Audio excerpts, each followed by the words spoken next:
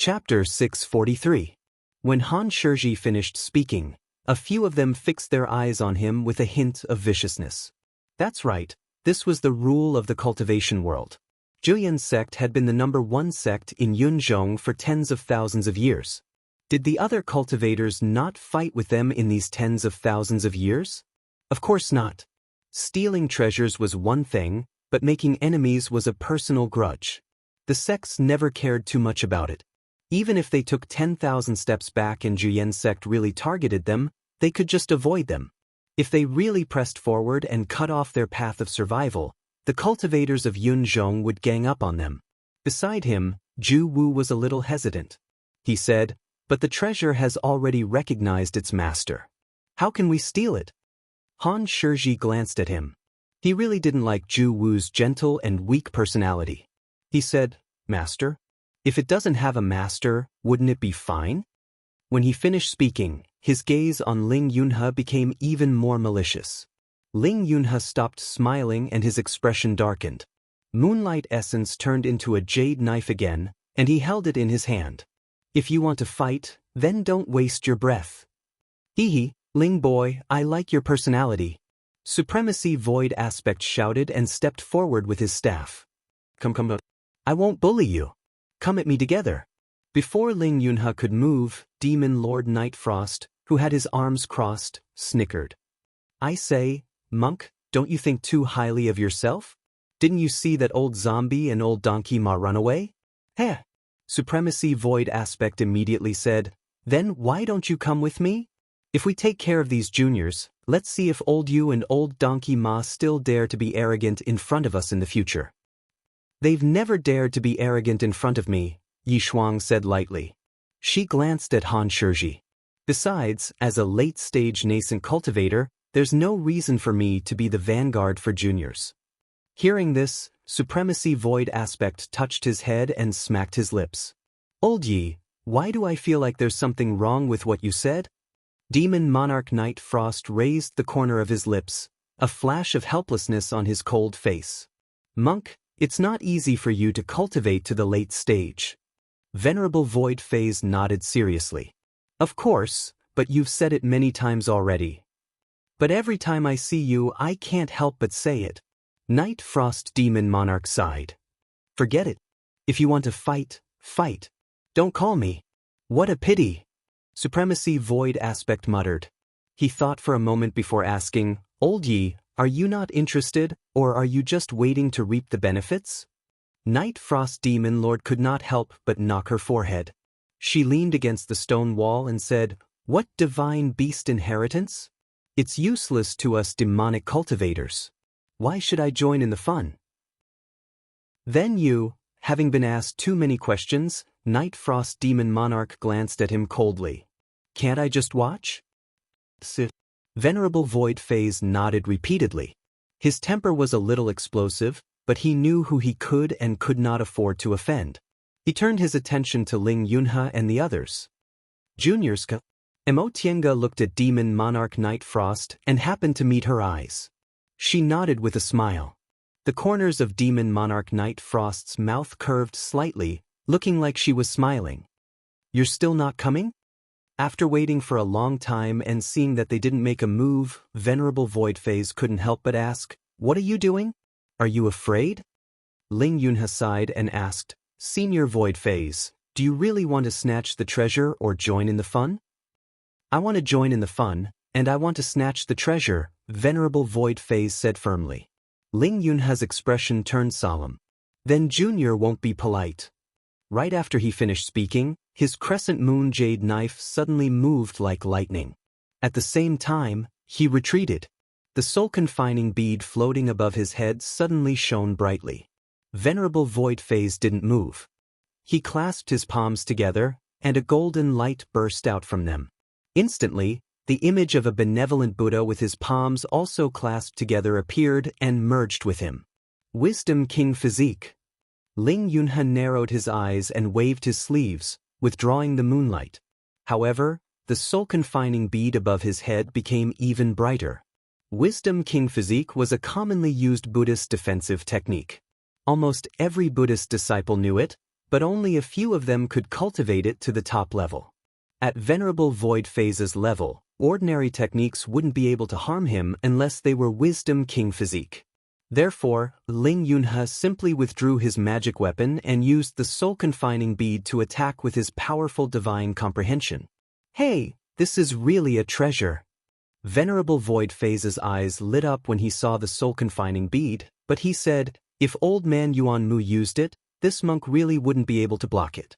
What a pity. Before he could finish speaking, a sword ray flickering with golden lightning slashed down. With a ripping sound, it tore a hole in the Buddhist light. Venerable Void Phase turned around and saw Emo Tienga smiling at him. Senior Void Phase, what's a pity? Venerable Void Phase originally thought it was a pity that Ling Yunhe's cultivation level wasn't high enough, but he didn't expect these people would actually help him. Emo Tienga's attack was like poking a hornet's nest. Nanguitian and Daoist Ru-Yi signaled each other with their eyes and attacked together. Nanguitian flicked his right hand, and a coin flew high up. It suddenly enlarged and flew towards Ling Yunhe. 5 small flags of different colors appeared in front of Daoist Ru-Yi. They were arranged in a strange way. He waved them lightly, and the 5 flags began to rotate at different speeds. The spiritual aura in the surroundings also began to fluctuate. Clang, Nanguitian's coin was hit by Jing Xingji's sword ray. The others were also ready to attack. There was a late nascent soul cultivator and 2 middle nascent soul cultivators. Other cultivators might also take this opportunity to attack, so now wasn't the time to hold back. Emo Tienga's gaze fell on Daoist Ru. She knew how terrifying a nascent soul formation master who could arrange formations on the spot and affect the movement of spiritual aura in the surroundings was. If it wasn't for Tian Zhiqian, Ling Yunfei would never have dared to set up a killing trap against Ling Yunhe. Senior martial brother. She called out. Qin Shi knew what she wanted to say, so his 3 young real fire sword went straight towards Daoist Ru. At that moment, the nascent soul cultivators swarmed over like a swarm of bees. Everyone understood that this was their best time to fish in troubled waters. They might become the winners. With their strength, they didn't have the qualifications to watch with folded arms. There were only 2 people who didn't move, Demon Monarch Knight Frost and Ju Wu. Demon Monarch Knight Frost leaned against the stone wall with her arms crossed. Her gaze was indifferent as she watched the chaotic battle in front of her. She had no intention of getting involved at all. Her eyes flickered and she looked at Ju Wu. Aren't you going to fight? Ju Wu hesitated for a long time. In the end, he sighed and shook his head. Martial Uncle just told me to come and take a look at the situation. He didn't say I wanted to snatch the treasure. Since the treasure has already recognized me as its master, I still want to fight. Isn't my killing intent too heavy? It's a hindrance to my cultivation. Demon Monarch Knight Frost raised the corner of her mouth, revealing a rare smile. I thought you were old friends with them, so you didn't want to fight. Ju Wu scratched his bald head in embarrassment. That's indeed the reason. Fellow Daoist Mo once gave me a way out. I don't want to, Demon Monarch Knight Frost sighed. If you don't want to fight, you'd better go back early. Needless to say, Yu Yin and old Donkey Ma won't let this matter rest. Ju Wu was stunned. Senior, didn't they run away? They're just waiting to reap the benefits, Demon Monarch Knight Frost said faintly. When both sides are injured, they'll show up. Ju Wu was startled. She looked at Demon Monarch Knight Frost cautiously. What about Senior? Demon Monarch Knight Frost shook his head. I never lie. If I'm not interested, I'm not interested. As he spoke, he leaned against the stone wall, closed his eyes, and stopped moving as if he was resting.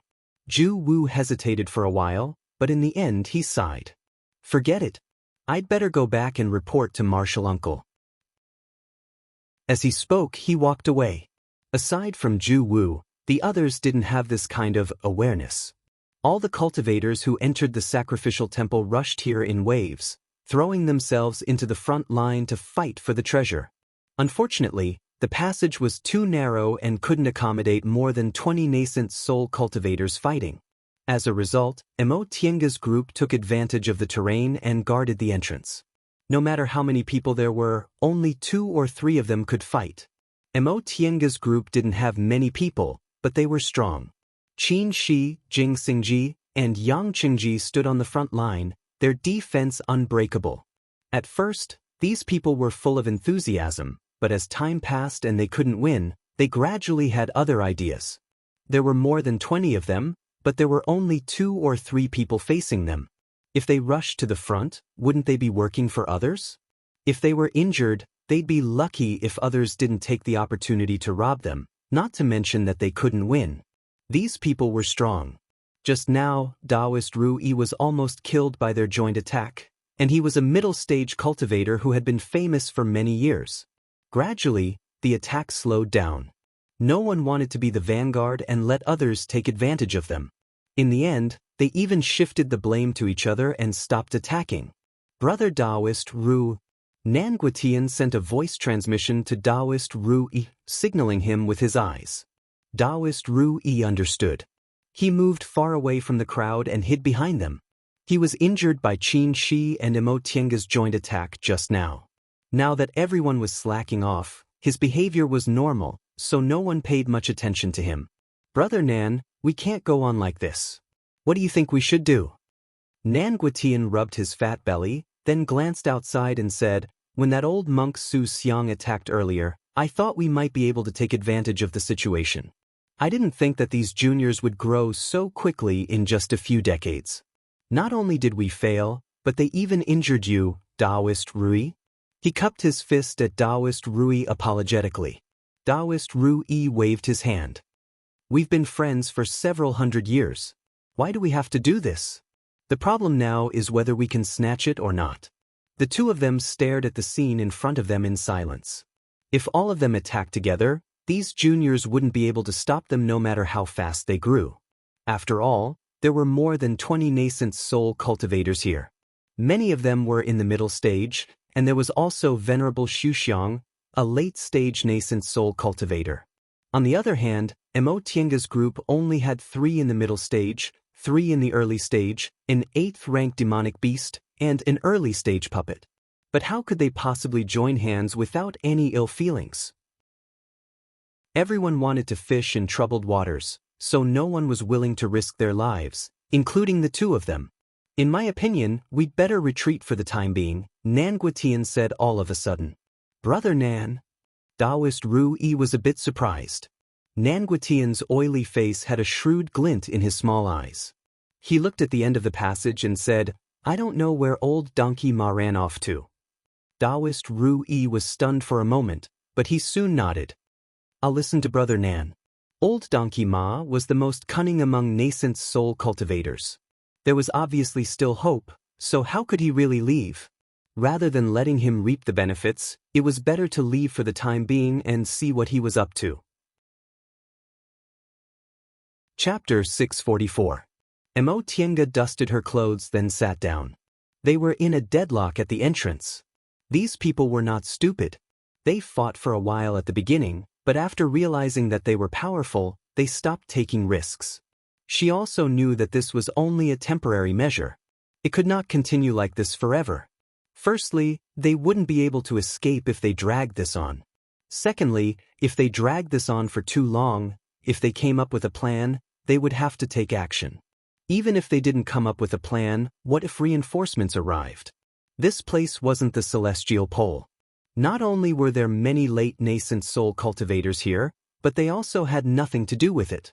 Nie Wuxiang sat down next to her and said, Did you notice that a group of people who should be here didn't come? Mo Tianga took some time to think. Are you talking about people from Jiuyan sect? Nie Wuxiang's gaze swept over the nascent soul cultivators on the stone path. Ling Yunhe claimed that the Black Tortoise's relic recognized him as its master. Jiuyan sect also clearly sent people here, so why didn't they come to help? Mo Tianga also looked at these nascent soul cultivators. Sure enough, there weren't any people from Jiuyan sect among them. What do you think? She asked. Nie Wuxiang shook her head. I don't understand what Jiuyan sect thinks of Ling Yunhe. Isn't he the master of the relic left behind by the Guasian sect? Logically speaking, he should be the successor that the sect has nurtured with all its resources, but Jiuyan sect seems to be very afraid of him, Mo Tiange said. Comparing herself to Zhou Sect's attitude towards Ling Yunhe, she knew what was wrong. Ever since Ling Yunhe went alone to look for her to save Nie Wuxiang, he didn't seem to have the slightest intention of reporting it to the sect. Then came Carefree Valley, where he met senior martial brother Yuan and lamented that Zhou sect no longer trusted him. But now, he was trapped here, and the Zhou sect actually did not come to help him. Nie Wuxiang went through the matter in her heart and asked, could it be that Moon Shadow Devil Lord and Old Donkey Ma trapped the people from Zhou sect temporarily? Mo Tiange was stunned for a moment, but soon after, she nodded and said, that's possible. How could other people not know what they knew? Indeed, the others knew that these nascent soul cultivators were currently anxious. They had originally thought that the people from the Zhou sect were behind them, so they wanted to snatch it before they arrived. However, they had wasted an entire day here. Almost everyone else had arrived, but the people from the Zhou sect had yet to arrive. This was strange. On one side was the treasure that they had yet to get their hands on, and on the other side was the Zhou sect that had arrived at some point in time. Apart from Nanguitian and Daoist Ru, who had withdrawn early, Master Void Phase who had run away impatiently, and Demon Lord Nightfrost who had no intention of getting his hands on the treasure, everyone else was on tenterhooks. They were even more reluctant to approach and get beaten up. Was he really going to let the Zhou sect take advantage of him? That was what everyone was thinking. They were extremely unwilling, but they couldn't think of any good ideas. Han Shizhi's eyes flickered and he suddenly said, everyone, if we continue to delay like this, we might as well go back as soon as possible. As soon as he finished speaking, everyone turned to look at him. Han Shizhi's expression was indifferent. The Zhou sect is not far from here. As soon as he finished speaking, someone sneered, you know? Do you think we don't? Han Shizhi wasn't angry. His lips curled into a mocking smile. So what if you know? Are you going to sit here and wait? The mockery in his tone was too obvious, and he had always offended many people. As soon as he finished speaking, someone sneered. What's wrong, Teacher Han? Are you plotting against someone else again? Han Shizhi wasn't angry at all. There are so many people here. My cultivation level isn't worth mentioning, and the situation is clear. You can only blame yourselves for being stupid if I can still plot against you. His words were very harsh, and many people were instantly enraged. Han Shizhi pretended not to see it and said, the Zhou sect can ask for reinforcements, but can't you do the same? This has always been the case when major sects fight for resources. As soon as he said this, most people calmed down and fell into deep thought. That was right. Sects had an unwritten rule when it came to fighting for treasures. Even if they became enemies, they wouldn't easily start a dispute. After all, each sect had the most low-level disciples. If they really fell out with each other, what would happen if a few high-level cultivators from the other sect killed all the low-level disciples? Moreover, although the Zhou sect had the advantage in the number of nascent soul cultivators, the other sects also had a lot of nascent soul cultivators. It was just that they were unlucky and didn't have many nascent soul cultivators. For example, the Dawning Pill sect had been doing well for the past few years. They currently had 6 nascent soul cultivators, and the Jingshu sect had more, reaching 8. They also had a nascent soul cultivator. If 2 or 3 sects like this joined forces, they wouldn't lose to the Zhou sect at all. The Zhou sect was currently in a period of crisis. The Iron Mask Immortal was about to pass away, and the Yuanmu Immortal was injured. It was no different from the other sects that only had 1 nascent soul cultivator. It was the best opportunity. Since fellow Daoist Han said so, has the sect been notified? Someone asked slowly after thinking it through. Han Shizhi smiled. A few hours ago, I already sent the message. Among the cultivators, a few glanced at each other and whispered to each other to discuss. A few thought for a moment and used various methods to send the message, and some did nothing. Is it really worth it? Someone hesitated. To mobilize such a large force, for the sake of the Vermilion Bird, the Zhou sect has been planning for more than 100,000 years. Whether it's worth it or not, it's up to you all to decide. Han Shizhi withdrew from the crowd, closed his eyes, and sat down cross-legged. Mo Tiange and the others all heard this conversation. Han Shizhi's scheme was open and aboveboard. Even if they heard it, it wouldn't be a big deal. Mo Tiange pondered for a moment, then walked towards Ling Yunhe. Fellow Daoist Ling, tell me the truth, Mo Tiange said after casting the soundproof barrier. What's Juyan sect's attitude? What's their attitude towards you and us? Ling Yunhe sat cross-legged in silence. No one knew what he was thinking. After a long time, he said, I told you, the Juyan sect doesn't trust me anymore. That's all? Mo Tiange asked. Ling Yunhe looked at her, smiled bitterly and sighed. The truth is, Martial Uncle Yuanmu is very dissatisfied with my behavior. He thinks I'm soft-hearted, so he gave me the cold shoulder after we returned from the Sea of Returning Ruins. Why? Does it need to be said? Ling Yunhe looked at her with a complicated gaze. I didn't get the vermilion bird bow, so Martial Uncle Yuanmu vented his anger on me. I'm close to you, and now he knows I'm with you, but he didn't tell me about the black tortoise. Mo Tiange was silent. In that case, it also had something to do with them. What? What about your elder? Didn't he put in a good word for you? Ling Yunhe sighed again. You don't know, but when we left the Immortal Palace, my great-grandfather was plotted against and most of his cultivation was destroyed. Now he's recuperating in Sky Snow City, but his injuries are too serious, so it's basically impossible for him to recover. Mo Tiange was surprised. Didn't that mean the Ling family's status had dropped a lot?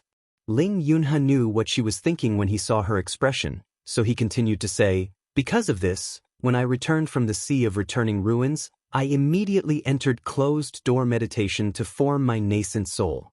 The position of the sect head is important, but nascent soul cultivators are the foundation of the Ling family. Mo Tiange was silent for a long time before she sighed. I'm really sorry. She understood the situation Ling Yunhe was talking about very well. He offended the head, and the nascent soul cultivators of the clan couldn't recover their cultivation, so he was forced to form his nascent soul to replace Ling Shiyu's position. But even so, the Ling family could be considered to have lost its power, right? Master Daoist Yuanmu wouldn't be able to let go of his grudge unless Ling Yunhe advanced to the late stage one day, and this wasn't unrelated to them. Ling Yunhe shook his head softly. Even without you guys, it'd still be the same. Master Daoist Yuanmu was dissatisfied with his attitude. Even without them, these things would have happened sooner or later. But don't you have the soul restraining bead? Mo Tiange said with a frown. For no other reason but because you're the successor of the Patriarch's holy relic, I should be a bit more lenient with you. Ling Yunhe smiled. The most important thing is having the soul restraining bead. If I didn't have it, what would I be? There are more than 10 nascent soul cultivators in Juyan sect. I've just advanced, so I'm ordinary and unworthy of their attention. Once the soul restraining bead recognizes me as its master, I'll become the unique one who can't be boasted about or hit. Mo Tiange understood what he meant. Under normal circumstances, the soul restraining bead could increase his weight, but when other people's dissatisfaction with him accumulated to a certain extent, the soul restraining bead would become an eyesore. She couldn't touch him and didn't like him, so she could only treat him coldly. Ling Yunhe said quietly, after I returned to the Sea of Ruins, Martial Uncle Yuanmu thought I wasn't good enough and planned to choose another successor. Unfortunately, the soul restraining bead can't recognize a new master. In this case, my position is very awkward. After a moment of silence, Mo Tiange asked softly, will they just watch you trapped here and not lend a helping hand? They won't, Ling Yunhe said confidently. No matter what, I'm still a disciple of Juyan sect. Martial Uncle Yuanmu just doesn't like me, but he won't put me to death. Then they'll come. Ling Yunhe stared at the door. They just want to teach me a lesson and make me understand that Juyan sect is my support and you guys are just outsiders. In all fairness, Mo Tiange didn't think what Master Daoist Yuanmu did was wrong. Since he thought Ling Yunhe wasn't reliable enough to shoulder Juyan sect, he should erase his unique influence in Juyan sect and let him be an ordinary nascent soul cultivator. But she thought Master Daoist Yuanmu was too hasty in judging Ling Yunhe to be unable to shoulder such a big responsibility. Did he think he was soft-hearted just because he saw her as a friend? She remembered that Ling Yunhe didn't show any mercy to Ling Yunfei and Tian Zhiqian who betrayed him. If one day her existence affected his and the sect's interests, she believed he would do the same. On the contrary, Master Daoist Yuanmu was taking things for granted. Nowadays, the human world was becoming more and more chaotic. Instead of offending her and Xianxia school behind her, it was better to let go of that matter and make fewer enemies. After all, the vermilion bird bough was originally ownerless. Qin Shi being able to obtain it was his fated chance, not something he forcibly seized from Zheyan sect. Presumably, Master Daoist Yuanmu didn't have a clear understanding of the current situation due to the prosperity of Zheyan sect in the past 10,000 years. Before they arrived at Zheyan sect, there was already a commotion outside. Mo Tiange secretly felt a headache coming on. Sure enough, these nascent soul cultivators couldn't wait any longer. They wanted to seize the opportunity before Zheyan sect arrived to snatch the bough. With that thought in mind, she stood up. This was going to be a tough battle. Although Zheyan sect wouldn't let them off easily, they had to hold on until Zheyan sect arrived. Only then would they have a chance to escape. Chapter 645. In the dark belly of the mountain, there was a long and wide canyon. It looked like a mark left by an immortal.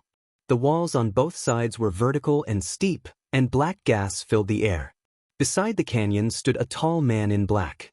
He looked at the churning black gas in the canyon, the wandering ghost cultivators, and the refined corpses beside him. He was silent. After some time, a figure in a green scholarly robe flew over and stood behind him. Senior Moon Shadow. This person cupped his hands. Although he called him senior, there was no respect in his tone. The man in black, who was Demon Lord Moon Shadow, turned around and looked at the middle-aged scholar in front of him. Without the cloak, his face was still blurry. It seemed to be because of his cultivation method. Fellow Daoist Han, Demon Lord Moon Shadow said slowly. This middle-aged scholar was Han Shizhi. Han Shizhi still looked calm. After he formed his nascent soul, he was no longer like before. He looked elegant on the outside but ruthless on the inside. It looked like he was the same on the outside, but it was even more confusing. There is already a chaotic battle over there. I think they can hold on for a while. When will Zheyan sect arrive? Hearing this, Demon Lord Moon Shadow laughed sinisterly. Zheyan sect always does things in a watertight manner. When the time comes, they will naturally appear. Han Shizhi squinted. What about old Donkey Ma? Senior, do you want to share some of the loot with him? The eyes of the Moon Shadow Demon Lord flickered. But can't bear to? Han Shizhi snorted and said disdainfully, this old fellow does something that makes people willing to part with him. When he works, he doesn't see anyone. It's easy to take advantage of others. Ta. Demon Lord Moon Shadow laughed. Even so, without him, how can we confuse those people?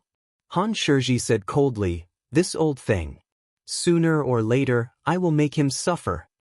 That is a matter for the future, Demon Lord Moon Shadow said.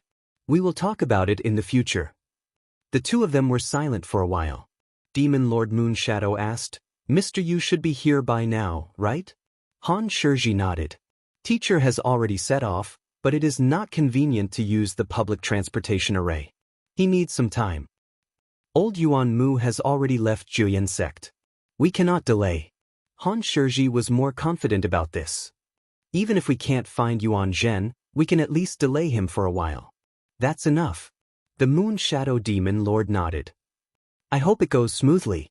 With a wave of the heaven and earth fan, an azure dragon soared into the sky, bringing with it boundless golden light that spread out resplendently. Mo Tiange pulled Nie Wushang. The two of them retreated slightly, and the cloud-soaring crane took their place. Wushang, are you okay? She asked. Nie Wushang's complexion was pale. She took out a black jade talisman from her bosom and lightly pinched it. That black aura was quickly absorbed by her, and her complexion quickly became better. I'm fine. I'll be fine after resting for a while.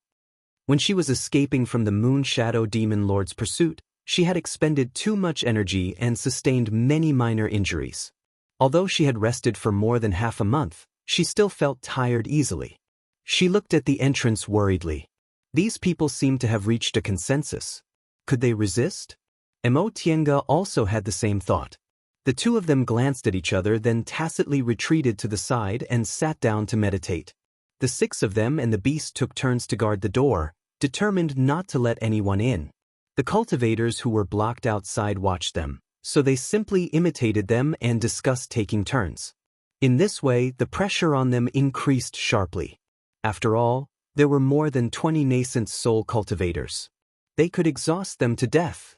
Hold on, Ling Yunhe said with a firm gaze. Jilyan's sect won't leave me in the lurch. If we hold on, we'll live. Seeing him like this, Emotienga couldn't help but secretly sigh. She also hoped what Ling Yunhe said was right and that Jilyan's sect wouldn't give up on him. However, what if Jilyan's sect really gave up on him? After thinking for a while, Emotienga shook her head. They wouldn't. Even if it wasn't for Ling Yunhe, they had to come for the soul-restricting bead and black tortoise. They didn't expect they would guard for 3 days. At first, they used their strength to suppress others, but later, they completely relied on medicinal pills to hold on. Seeing that the medicinal pills were gradually running out, Emotienga started to worry. Except for Nie Wuxiang and Yang Qingji, everyone else needed medicinal pills to replenish their spiritual aura. Although every one of them was quite wealthy, nascent soul cultivators would consume a lot of energy in fights of magical powers.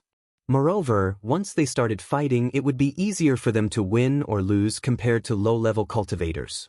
In addition, high-grade medicinal pills were incomparably precious. No matter how abundant they couldn't be eaten like jelly beans like aura-refining cultivators. She hesitated for a long time, but when she looked outside, she made up her mind. "Senior Marshal Brother," she said in a low voice, "we don't have enough medicinal pills. Should I take some?" She signaled Jing Xingji to take his place and stepped back. From Emotienga's eyes, he saw her meaning. He frowned slightly. "You want to, Lin?" She paused for a moment then explained, "Juyan's sect probably won't give up on Ling Yunhe, but for them, having none is better than having them. Who knows if Juyan's sect will wait until we can't hold on any longer to save Ling Yunhe." She pondered silently for a while then said, "What you said makes sense. Then I'll go get some?" She quickly glanced at the people present and nodded. "I'll protect you." Emotienga understood what he meant and said, "In the Middle Ages, there were many strange storage magic weapons." She flashed a smile at her. The 3-yang real fire sword was unleashed. Countless dazzling sword lights surrounded her tightly. Under the cover of the sword lights, it was very difficult for others to detect slight spiritual aura fluctuations. Emotienga entered the virtual sky world, went to the storeroom, and put all the medicinal pills she could use into her interspatial ring. After thinking for a moment, she released Xiaofan and Feifei and told them to stay put. When she came out of the virtual sky world, she put away the 3-yang real fire sword and distributed the medicinal pills to the others. Ling Yunhe was surprised to see the medicinal pills she gave him. "Fellow Daoist Emotienga said calmly, "I prepared a lot of them in my storage magic weapon, but it's a bit troublesome to go in and out. Their behavior just now could be hidden from the cultivators outside, but it couldn't be hidden from Ling Yunhe and the others." After listening to her explanation, Ling Yunhe didn't doubt it at all. He just thought her magic weapon was unique, so he nodded and took it. "Thank you." Jing Xingji didn't ask anything. He was already used to this couple being mysterious and doing strange things from time to time. However, when he saw the high-grade medicinal pills Emotienga gave him, he couldn't restrain his jealousy. "You two have too many good things." Back in the Immortal Palace in the returning Ruined Sea, he was overjoyed when he took a bottle of 9 Revolutions Yang Restoration pills from Emotienga, but now she gave him 2 bottles. Jing Xingji regretted it. If he knew this would happen, he would have blackmailed her more. "Don't talk so much nonsense. Fight seriously," Emotienga said. Jing Xingji swallowed a handful of medicinal pills. He didn't say any nonsense and continued to block them. This was a matter of life and death. With these medicinal pills, everyone was confident. The people outside had a longer rotation than them, so they had enough time to completely recover their spiritual aura. However, they had one shortcoming: they weren't united. Everyone had their own plans and wanted to contribute less, so they wouldn't fight with their lives on the line. Looking at these people, Jing Xingji signaled Qin Shi with his eyes. His gaze seemed to be focused on one of the cultivators. This cultivator was in the peak of the early stage and looked middle-aged. His natal magic weapon was a pair of several inches long, shining with golden light. The two nails transformed into golden light when attacking and a golden screen when defending. They switched between smoothly and weren't weak at all. However, having a balance between offense and defense also meant that neither side was outstanding. Qin Shi nodded slightly, indicating that he understood what he meant. As the sword lights crossed each other, Jing Xingji suddenly burst out. Countless sword lights flew towards that early-stage cultivator. That early-stage cultivator turned pale with fright. His magic weapon was about to transform into a golden screen, but in the next moment, an extremely sharp red sword light suddenly appeared, interrupting his movement. That cultivator was actually calm. He searched his Qianquan bag, and a white light shone, firmly protecting his body. Qin Shi pointed his finger, and a flame suddenly sprang up from that sword light. A vast, sacred, and fiery intent of destruction spread out without any obstruction. This might forcefully suppressed that early-stage cultivator. At the same time, a golden light suddenly appeared in the incomparably resplendent sword lights. It gave off a similarly vast aura, and the ruthlessness and killing intent contained within it made people tremble. This golden light merged with the sword light. Everyone seemed to hear the roar of a white tiger, and their minds were shaken. That early-stage cultivator faced this sharp killing intent head-on. He only had time to send his nascent soul out of his body before he felt a chill on his body, and his body was smashed to pieces. The red sword light that had already flown out appeared again. With a clear cry, gorgeous flaming tail feathers curled up. In the flames with a sacred aura, the nascent soul was instantly burnt black and turned into smoke. Even his body disappeared without a trace. Not even his Qianquan bag was left behind. Everyone was aghast. They didn't expect that these two people would suddenly attack and kill a cultivator with lightning speed. Even his nascent soul didn't have a chance to escape. What powerful skills! What ruthless methods! What kind of spell did they use just now? That kind of power was far higher than the cultivation technique they cultivated. Some people thought that fellow Daoist Qin was the person who snatched Zhou Sek's vermilion bird bow. A firebird appeared just now. Could it be the vermilion bird's inheritance? What about the other person? He was obviously an unknown sword cultivator, but his strength wasn't inferior to fellow Daoist Qins. Could it be that he also obtained the divine beast's inheritance? What about Ling Yunhe? If he absorbed the black tortoise's relic, plus the soul-restricting bead, wouldn't Yuan Chu defeat Yuanzhong? He might even be able to compete with Queen Yuanzhong. For a moment, everyone was both shocked and greedy. At this time, Yang Qingji, who had been covering them from the side, rolled up his ghost face banner. The ghost face banner flew out and fiercely bit another cultivator. That cultivator seemed to wake up from a dream. He took out a top-grade nascent soul talisman and retreated quickly, letting others take his place. When he retreated, he saw that the place where the ghost face accidentally bit him was already black and purple, and a walnut-sized lump floated on it. That person couldn't help but turn pale with fright.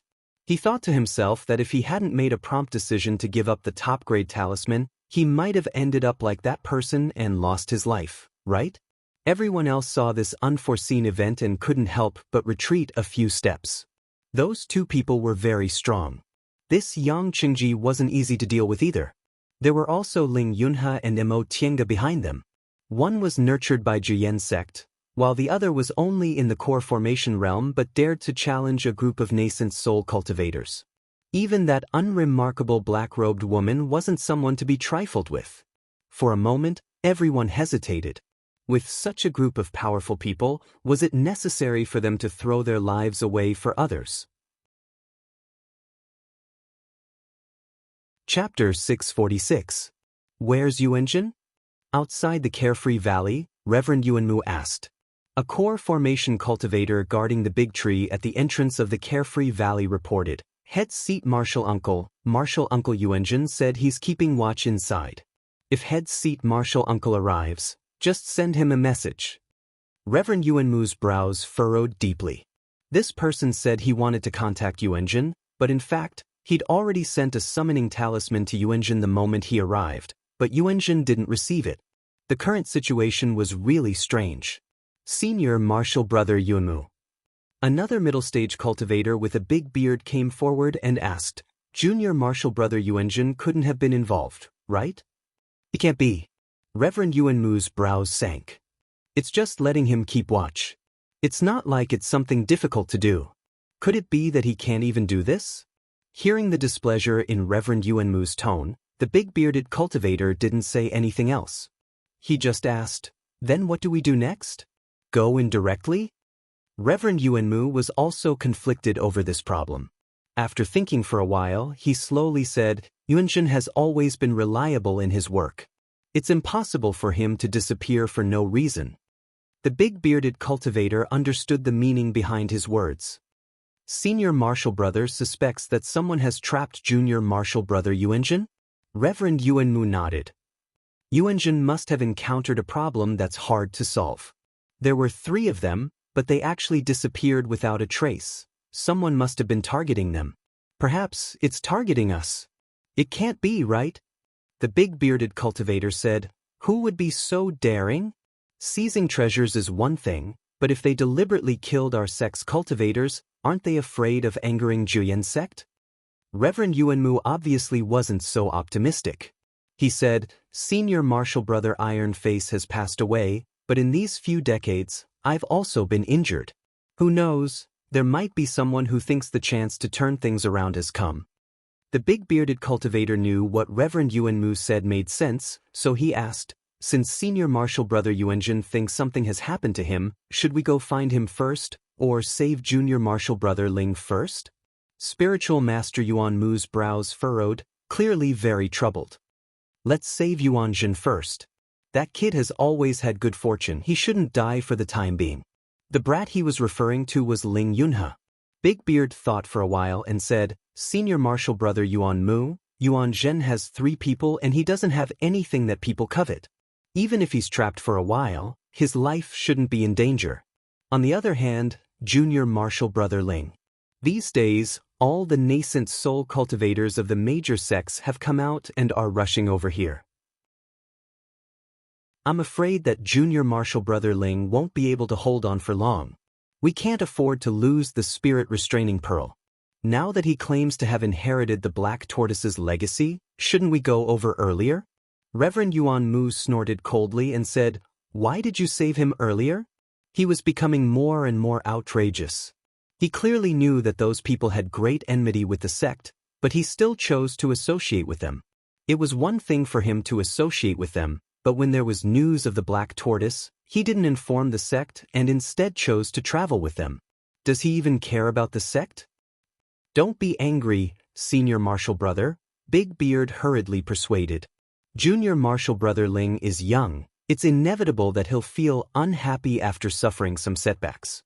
He doesn't have the guts to ignore the sect. The Ling family is relying on him to support it now. Reverend Yuanmu calmed down a little and said, I know this too. Suddenly falling from the sky, he'll definitely feel disappointed. But he's not living up to expectations, so what can we do? The burden of Juyan's sect is too heavy. I don't have the guts to hand it over to someone who does things too casually. Big Beard was a little disapproving. In Junior Marshal Brother's opinion, it's still too early to say this. Historically, the first seat's cultivation has always been at the late nascent soul level.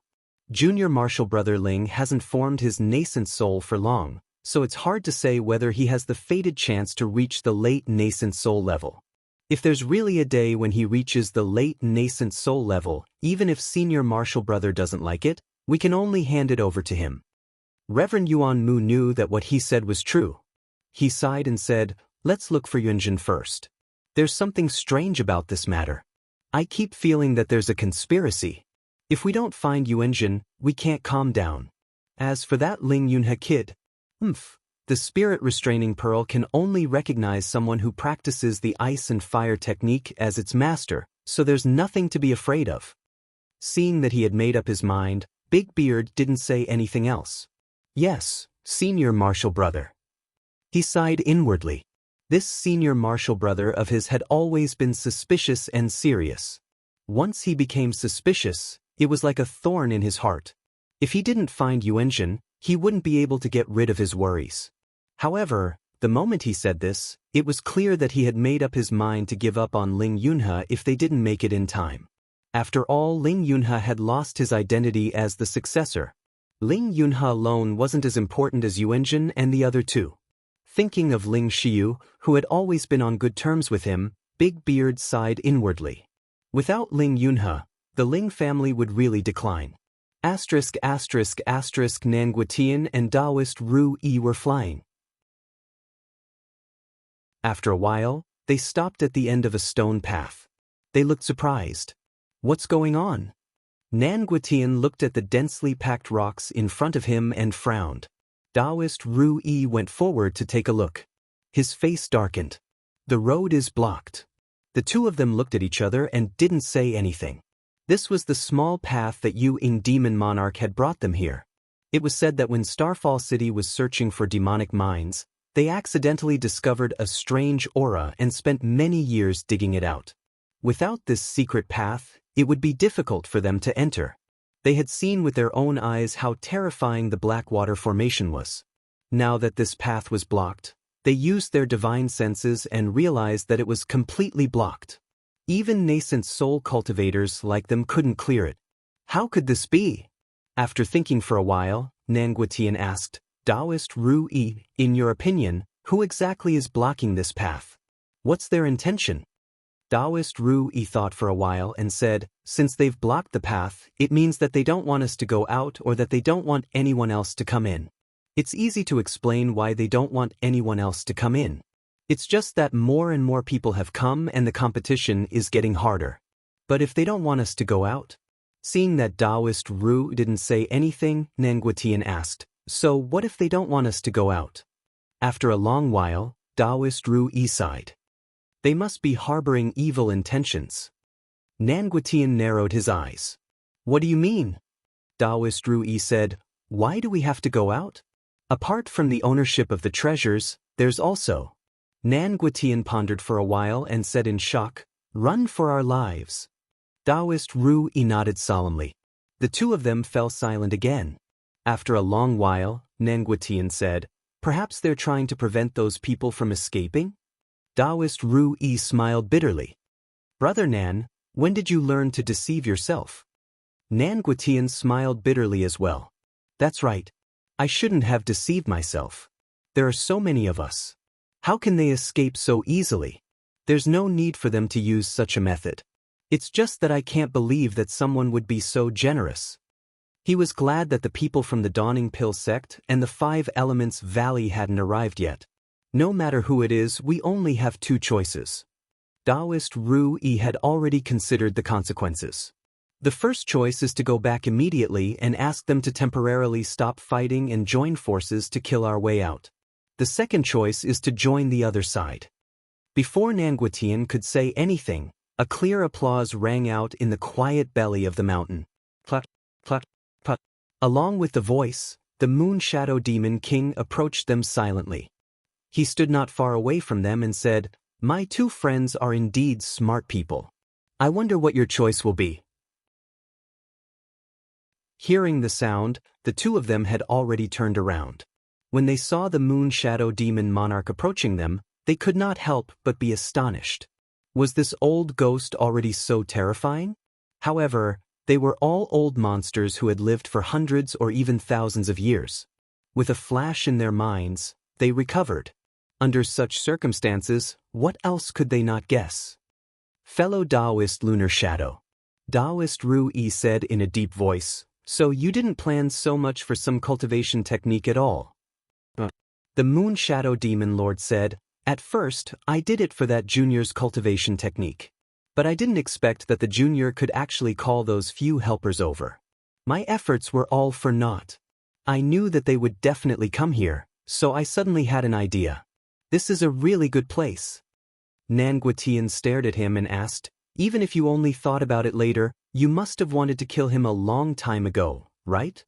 What good would it do you if you killed us? You're a demonic cultivator, and you've only occupied one city. Even if you want to unify the demon territory, you don't have to kill us all. The Moon Shadow Demon Lord smiled gently. Fellow Daoist Nen, you seem to think that unifying the demon territory is very easy? Nanguatian did not speak. The Moon Shadow Demon Lord continued. Putting aside how troublesome that old witchy Shuang is, the current situation is that the Dao cultivators have been strong for too long. Even if we unify the demon territory, we can't restore the glory days when the demon supremacy was still alive. So, fellow Daoist Lunar Shadow wants to be the second demon supremacy.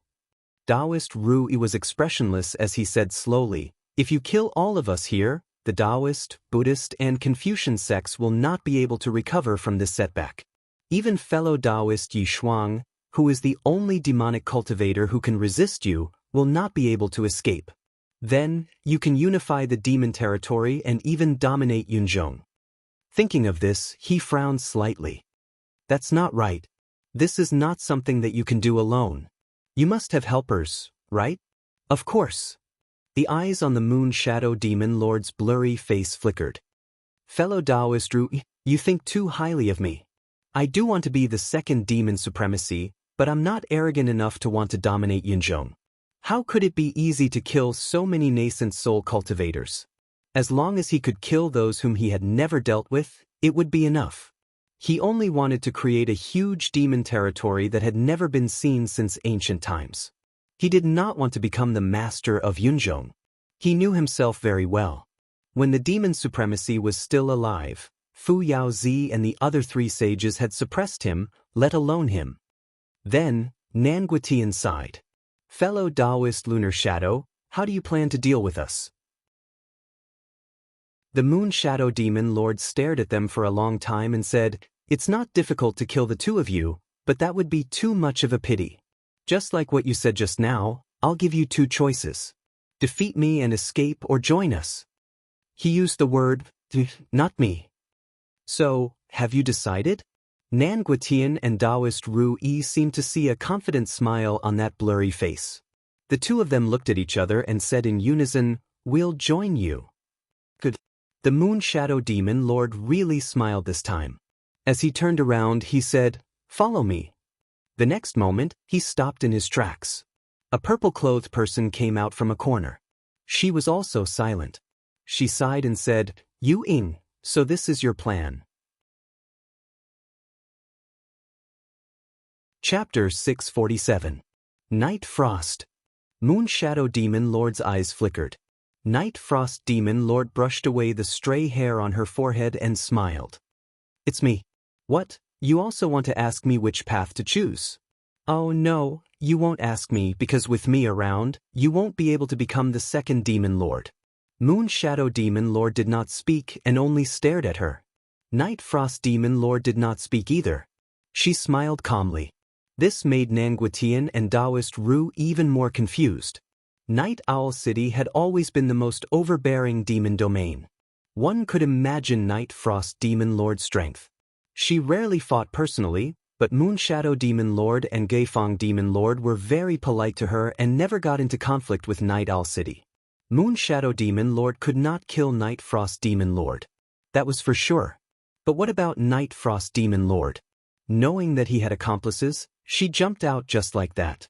Wasn't she a little too confident? Night Frost, do you think you can stop me? I can't, Night Frost Demon Lord said. However, I'll have to give you some trouble so that I won't be in vain for you to think so highly of me. Moon Shadow Demon Lord's murderous aura suddenly became heavy. After entering Carefree Valley, perfected Yuanmu and his group followed the route that Yuanjin had given them. They passed through the outer valley and into the inner valley. Finally, they turned into a pit. This pit was narrow and irregular, with obvious traces of digging. Occasionally, they could see things like mining hose scattered on the ground. After winding around the pitch-black pit for a long time, they passed by a place where they seemed to hear the sound of rushing water. There was another place where the strange aura was so strong that even the nascent soul cultivators like them felt their hair stand on end.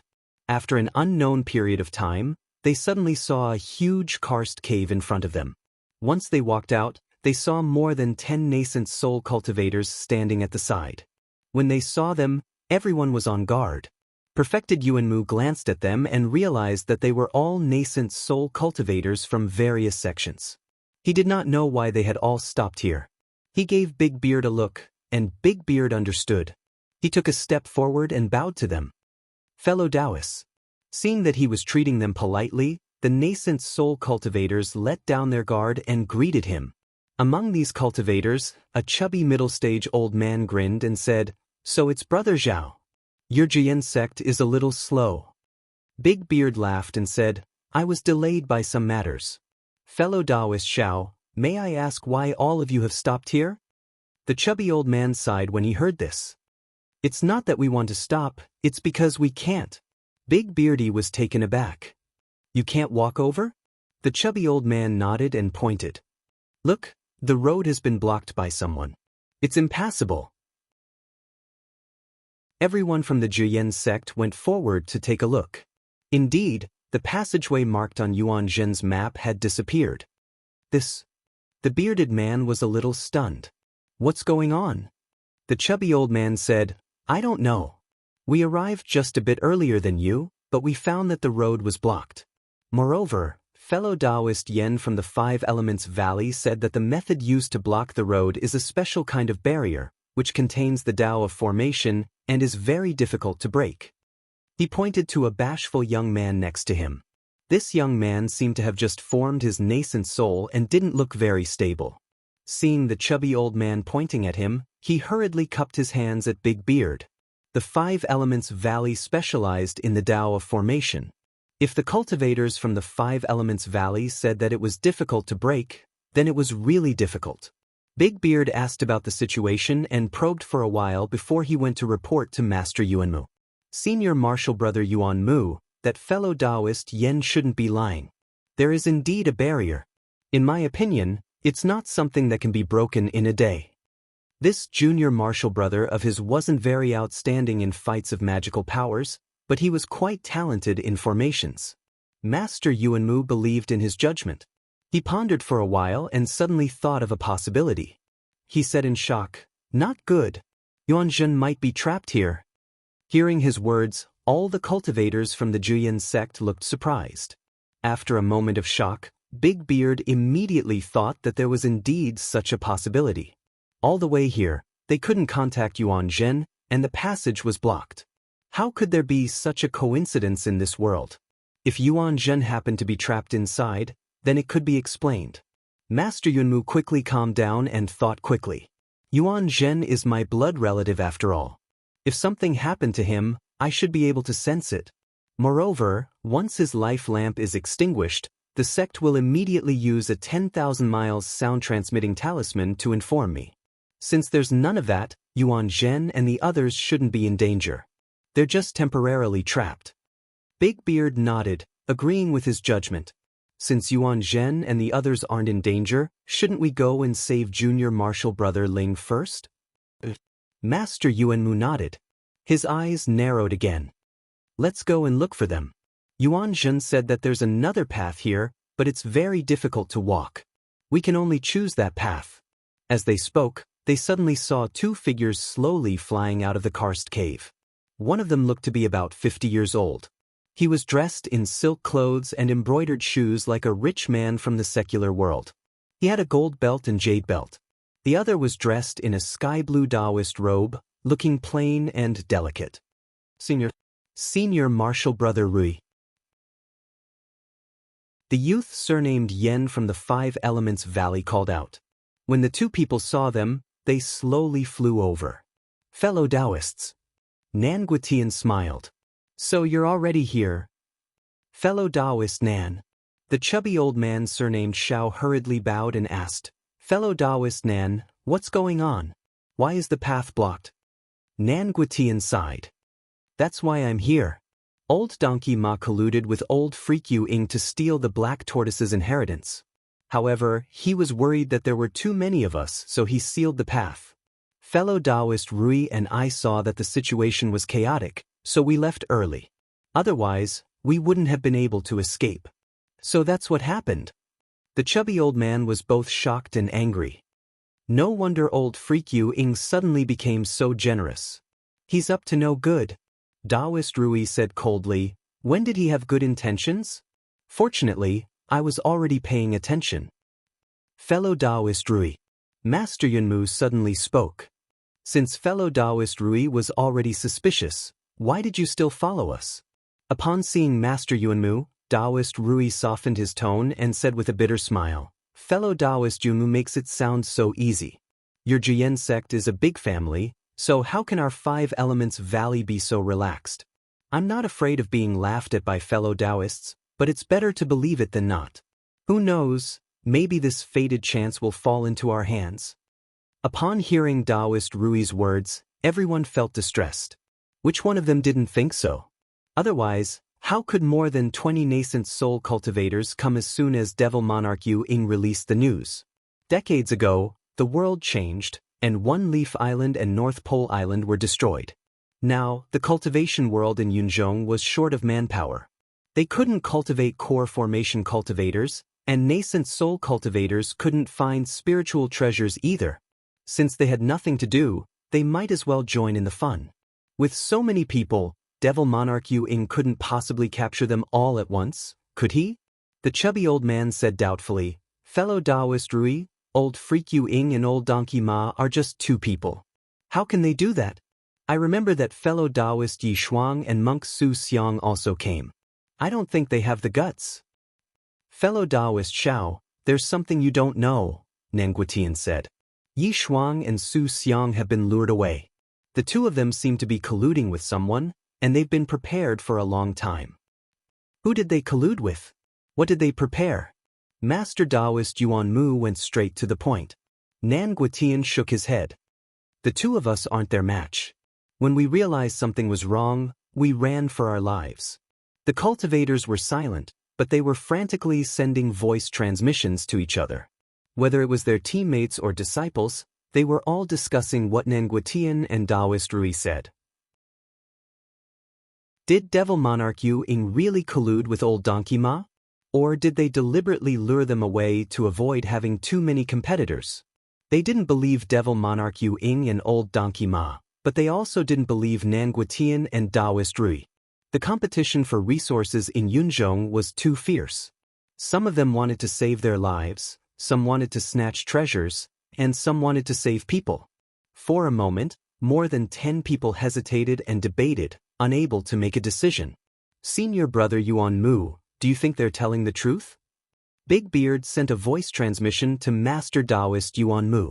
Master Daoist Yuan Mu frowned. After a while, he said, it's possible.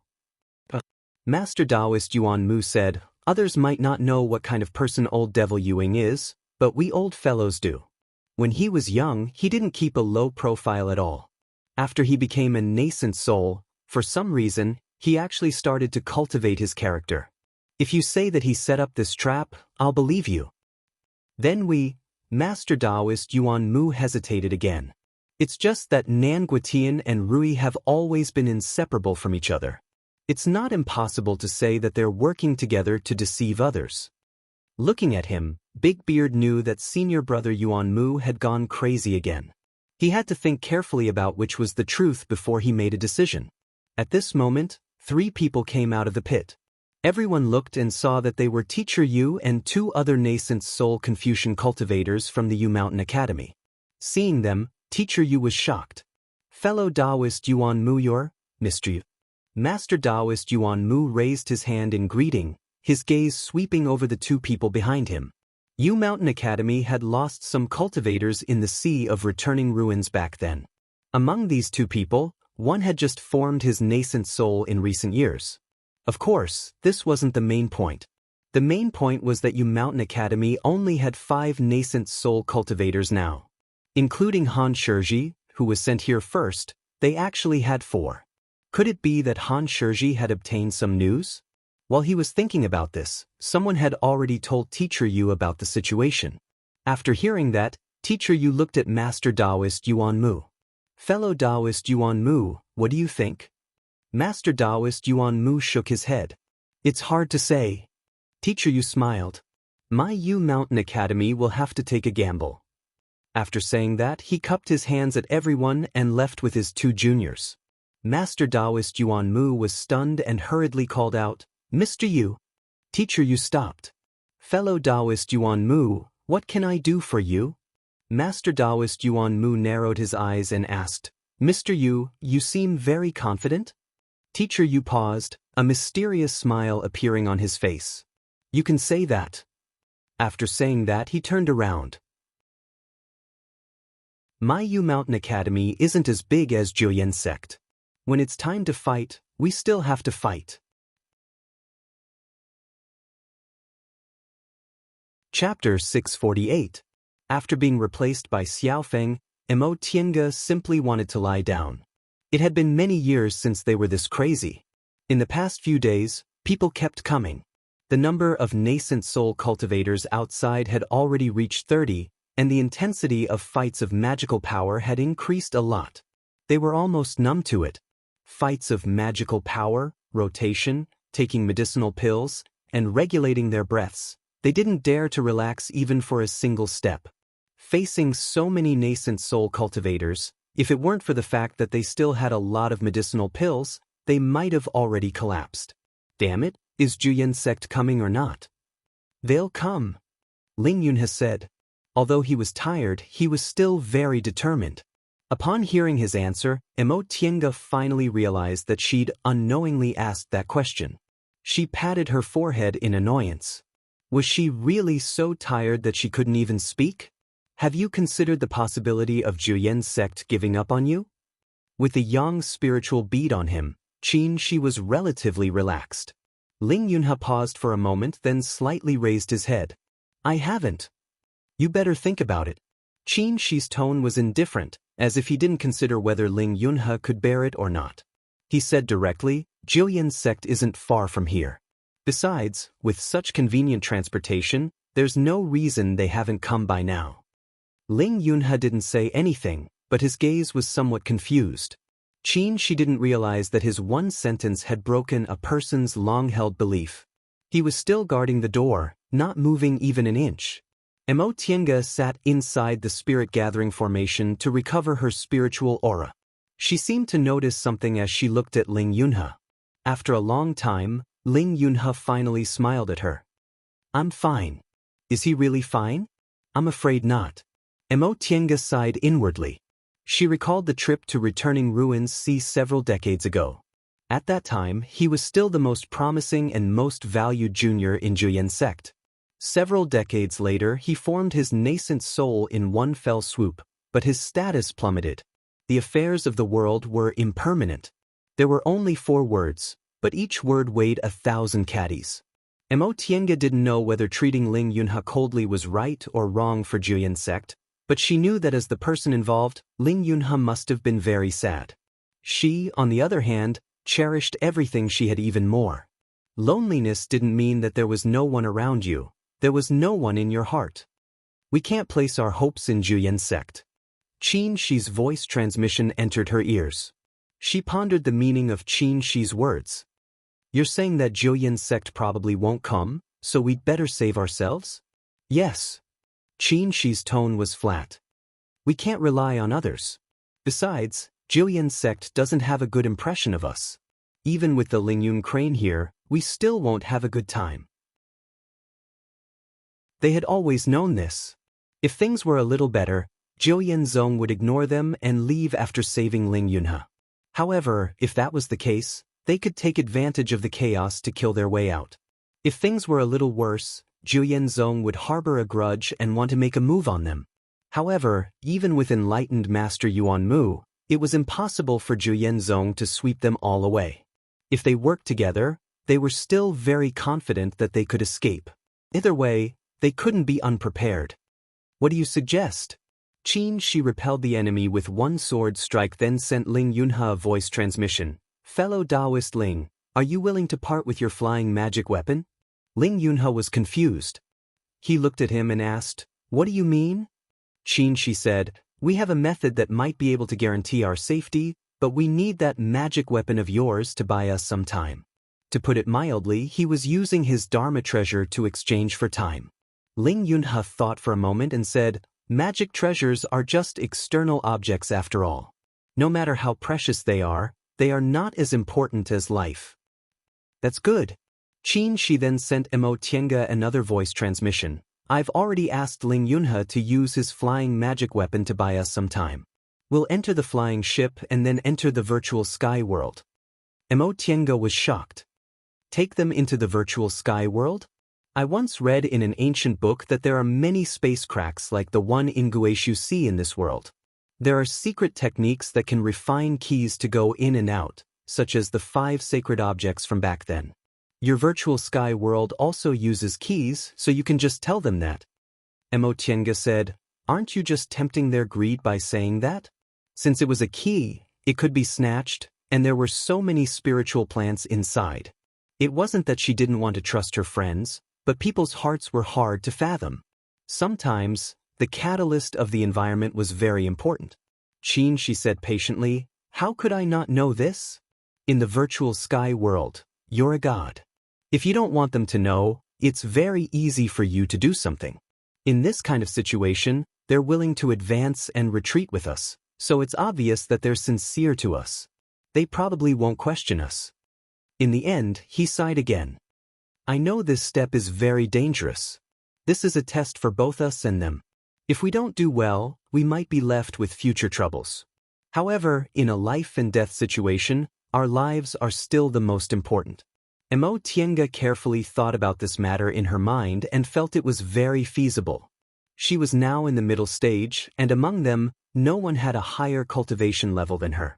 Moreover, they were good at formations, so it wasn't difficult to do something like this. They could set up a barrier around the medicinal field or directly surround the bamboo forest. As for future troubles, it was better than losing their lives. After the incident with Ren Yufeng, she deliberately used the virtual sky world less to avoid relying on it too much. However, this didn't mean she didn't use it. In a life and death situation, she still had to use it. With this thought in mind, she nodded. Okay, I understand. Xianxia nodded. You arrange it and make sure we have time to retreat to the flying ship. After Mo Tiange agreed, he sent a voice transmission to Ling Yunhe. Fellow Daoist Ling, if it's dangerous, throw the flying ship out and we'll all hide inside. Ling Yunhe naturally agreed. After slightly recovering her spiritual aura, Mo Tiange stood up and took out many formations from her Qiankuan ring. Starting from the entrance, she began to prepare carefully. In order to defend against the enemy, she had already arranged several simple formations at the entrance. Now, she carefully included these formations to enhance the defensive ability. Xianxia said loudly, let's work hard and hold on until she finishes arranging the formations. No one objected. However, when they saw Mo Tiange starting to arrange the formations, the attacks outside became even more fierce. After going through untold hardships, they finally left the cave. Master Daoist Yuan Mu wiped his sweat. This section of the road was really dangerous. They had about 20 people. Although they didn't suffer any losses, half of them were eroded by this strange aura. Among them, 3 to 5 were particularly serious. It was estimated that it would be impossible to remove this aura without several decades. This kind of danger made Master Daoist Yuan Mu feel very uneasy. If there was such a way out, there really was a possibility that they would be wiped out in one fell swoop. However, the enemy also had to be very strong. Devil Monarch Yu Ying alone wasn't enough. With this thought in mind, Master Daoist Yuan Mu calmed down and concentrated on moving forward. Before long, he sensed a strong and sacred aura mixed with the aura of many cultivators. Normally, he didn't feel it, but now, compared to this strong aura, the so-called power of nascent soul cultivators was simply not worth mentioning. Seeing that the ground was paved with stone slabs and the walls were built with huge stones, Master Daoist Yuan Mu finally heaved a sigh of relief. Although he could give up on Ling Yunhe if he had no other choice, he still had to save him if he could. After all, he was a disciple of Juyen's sect and was also the one recognized by the forbidding divine pearl. Everyone. After entering the sacrificial temple, the 5 people from Juyen's sect immediately occupied the passage and turned to face everyone. Master Daoist Yuan Mu said in a heavy tone, "Everyone knows why we're here. Once we start fighting, we'll be enemies. However, fellow Daoists can also choose to be friends with us. I hereby promise that if you're willing to help, I'll definitely reward you. Even if you don't want to fight, as long as you don't become enemies with us, I'll also reward you." Master Daoist Yuan Mu's approach was called using peaceful means before resorting to force. No matter how powerful Juyen's sect was, they only had a dozen or so nascent soul cultivators. Some were in closed-door meditation, some were traveling, and some were guarding the mountain gate. At present, those who could go out, except for Yuan Zhen and the other 2 who were trapped, were the 5 of them. However, there were more than a dozen nascent soul cultivators traveling with them, plus those who were already here. Even if Master Daoist Yuan Mu was the current number 1 cultivator in Yunzhong, he couldn't defeat all these people, especially Yu Shuxing, a late-stage nascent soul cultivator. For those with average strength who didn't have enough allies, helping Juyen's sect was also a very good choice. As the number 1 sect in Yunzhong and the number 1 cultivator in Yunzhong, since Master Daoist Yuan Mu said that he would reward them, it was something that was enough to move nascent soul cultivators. This was much more practical than blindly snatching the black tortoise's fated chance. Immediately, some people were moved. Some cultivators from small sects weighed the pros and cons and didn't intend to intervene. As for the remaining cultivators from large sects, needless to say, they wouldn't agree. Their fellow disciples were already fighting in front of them. In the end, Master Daoist Yuan Mu's gaze fell on Yu Shuxing. Yu Shuxing gently waved his folding fan and said with a faint smile, "Fellow Daoist Yuan Mu, do you still need to ask?" Master Daoist Yuan Mu sighed. "Mr. Yu, I really don't want to fight with you." Yu Shuxing smiled and said, "It's not the first time we've fought over something. Fellow Daoist Yuan Mu, why are you so sad?" Master Daoist Yuan Mu smiled and the exquisite pagoda appeared in his hand. Emotienga was the first to notice the movement at the entrance of the temple. The spiritual aura fluctuation was so violent, so the person who made the move was most likely a late-stage nascent soul cultivator. Just as she thought that, Ling Yunhe suddenly showed a pleasantly surprised expression. "Martial Uncle Yuan Mu, Martial Uncle Yuan Mu is here." The others turned to look at him. Emotienga asked, "Fellow Daoist Ling, are you sure?" Ling Yunhe nodded without hesitation. "I can't be wrong. This is the aura of the exquisite pagoda." He used to be Master Daoist Yuan Mu's favorite junior and often took him with him. He was very familiar with the exquisite pagoda, so it was impossible for him to be mistaken. Everyone was overjoyed. The people from Juyen's sect were here, so they had a chance to escape. She glanced at Ling Yunhe and said with a smile, "Fellow Daoist Ling, your magic weapon is safe." Ling Yunhe also smiled. "Fortunately, Martial Uncle Yuan Mu came in time. Otherwise, I would have been broke. This flying ship cost me all my savings." Emotienga also smiled and secretly transmitted her voice to Qin Shi. "You really came in time. We don't need to test them anymore." Qin Shi nodded slightly. It was best not to reveal his secret in front of people if he could. Unless he had no other choice, he also didn't want them to know about the existence of the virtual sky world. After all, it was always risky. Sharp whistling sounds could be heard. The fight outside the temple was getting more and more intense, causing the cultivators guarding the door to rush to help their fellow disciples. Qin Shi swept his gaze over them and said, "Let's also rush out." Chapter 649. The temple was in a mess. These nascent soul cultivators had never seen such a chaotic situation in their lives. More than half of the nascent soul cultivators in Yunzhong were here. Emotienga was even more shocked. In the celestial pole, there were 70 to 80% of them. Even Kuanzhong City didn't have so many nascent soul cultivators at the same time. The space was narrow, but there were many cultivators. Spells, magic weapons, talismans, and secret techniques were flying everywhere. It was as chaotic as a fight between mortals. Mo Tienga believed that if this place wasn't the Five Spirits' sacrificial temple but an ordinary building, it would have been shaken and the mountains would have collapsed.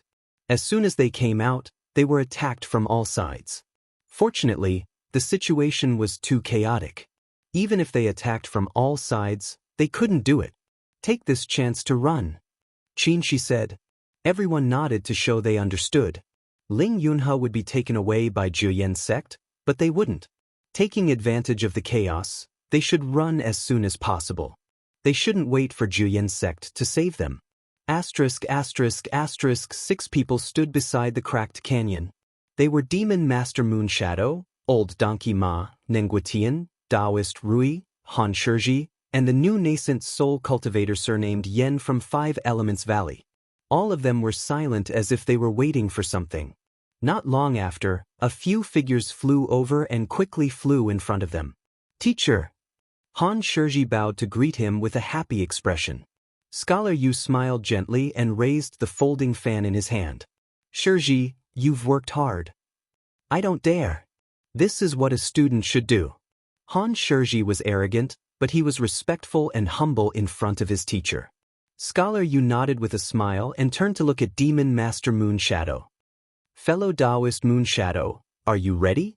Demon Master Moonshadow was indifferent. Of course. What about you? Scholar Yu said, Yuan Mu and the others have entered. We can start now. He then sighed. Unfortunately, Old Gua and Miaoying didn't take the bait. Otherwise, it's enough to kill Yuan Mu, Demon Master Moonshadow said coldly. The Moonshadow Demon Lord said coldly, once Yuan Mu dies, Tai Mian will pass away. Without a late nascent cultivator to hold the fort, the conflict in the Zhiyan sect will intensify. If they use some tricks, it is not impossible for them to fall apart. At that time, the number 1 sect in Yunzhong will disappear, and the power of the Dao sects will be greatly reduced. That will be the time for the demonic and Confucian sects to rise. What about Yi Shuang? Scholar Yu asked. Are you sure she won't be a stumbling block for you? At the mention of Demon Lord Night Frost, Demon Lord Moonshadow's expression turned ugly. If that old monk Su Xiang had not interfered, how could Night Frost have escaped so easily? Scholar Yu narrowed his eyes. Does this mean that Yi Shuang already knows? The Moonshadow Demon Master nodded reluctantly. However, they can't escape either. Old Donkey Ma grinned from the side. Daoist Yu Ying, why think so much? Even if they ran out, what could they do? Don't tell me you're afraid of them? The Moonshadow Demon Master looked at him coldly. Old Donkey Ma, you don't have to fan the flames. That old monk Su Xiang has always disliked you. If he wants to seek revenge, you won't be able to escape. Old Donkey Ma blinked his small eyes and said, Daoist, you've really misunderstood me. This old man's lifespan is running out. Why would I want to get involved in these things? I just want to live a peaceful and stable life. That's enough. The Moonshadow Demon Master snorted again. She did not believe him at all. Old Donkey Ma's lifespan was indeed running out. He was a cultivator of the same generation as the Geifeng Demon Lord. Among the late nascent cultivators in Yunzhong, he was the oldest. However, this old man relied on his itinerant cultivator status to enter the ranks of the late nascent realm. His fated chances were top-notch. It was said that he had consumed a life-prolonging spirit fruit in the past. 400 to 500 years. Compared to the lifespan of a late nascent realm cultivator, it was not a lot, but it was not considered little either. Moreover, this old man had always been mysterious. Who knew if he, who looked like he had 1 foot in the grave, could hold on until they were all dead? Fellow Daoist Moonshadow, can we start now? Scholar Yu urged. The Moonshadow Demon Master nodded. Let's start. ******* In the sacrificial temple, the scene became more and more chaotic. The place was too small, and the fight between nascent soul cultivators was noisy. With so many people, it was inevitable that innocent people would be hurt. Apart from their fellow disciples and a few good friends, most of them were in a relationship of mutual benefit. Most of them had experience fighting over treasures. When they were hurt by other people's spells, they were not sure if it was accidental or intentional, so it was inevitable that they would fight back. Because of this, the battlefield was quickly expanded. Compared to the others, Tienga's group advanced and retreated in an orderly manner. 6 people and 1 beast, they attacked and defended together without any disorder. Tienga had already put away the puppet. The place was narrow, so the few of them were enough to form a defense system. They fought and walked at the same time. Finally, they saw the group of people from Juyen's sect pushing their way into the main hall. Juyen's sect also walked very steadily. They did not have many people, but under the leadership of Master Daoist Yuanmu, they were orderly. Master Daoist Yuanmu's eyes flashed when he saw them. The next moment he shouted, "Yun, you guys come here." He said, "You guys, not you." The corners of Tienga's lips curled up into a smile as she met Xianxi's gaze. Master Daoist Yuanmu was indeed a smart person. He obviously hated them very much, but he could still temporarily let go of his hatred and choose to cooperate with them. "Yes, Martial Uncle Yuanmu," Ling Yunhe answered.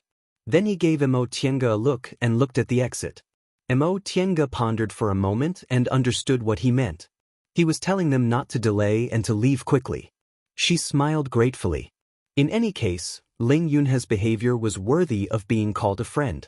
Right at that moment, a cold and gloomy aura spread, making people's hair stand on end. The cultivator near the entrance of the sacrificial temple looked back and instantly turned pale with fright. "Ghost cultivators! Ghost cultivators!" As he shouted, the cold and gloomy aura became stronger.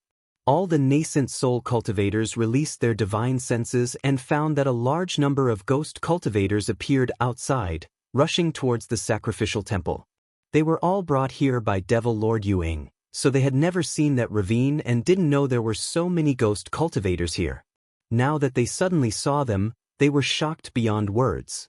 There were also ghost cultivators in Yunzhong, but they had all left the human world, so their numbers were also very few. However, the ghost cultivators outside numbered in the tens of thousands, and those in the nascent soul realm and above numbered in the hundreds. They were too shocked.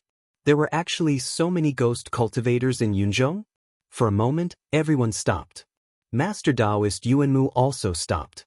He turned around and saw that the group of people from Yu Mountain Academy had disappeared, including Nan Guotian, Daoist Ru Yi and the cultivator surnamed Yen from 5 Elements Valley who came to help. A thought suddenly flashed in his mind, and he blurted out, "Not good." Big Beard asked, "Senior Martial Brother Yuanmu, what's wrong?" Master Daoist Yuanmu took a deep breath and said, "We've been tricked." Everyone from Juyen's sect and the other cultivators who heard this were all stunned. Master Daoist Yuanmu raised his voice and said, "Everyone, whether you believe it or not, I'm afraid we've been tricked by someone." Right after he finished speaking, a cultivator who had some friendship with Juyen's sect asked, "Fellow Daoist Yuanmu, what do you mean?" Master Daoist Yuanmu's gaze was like lightning.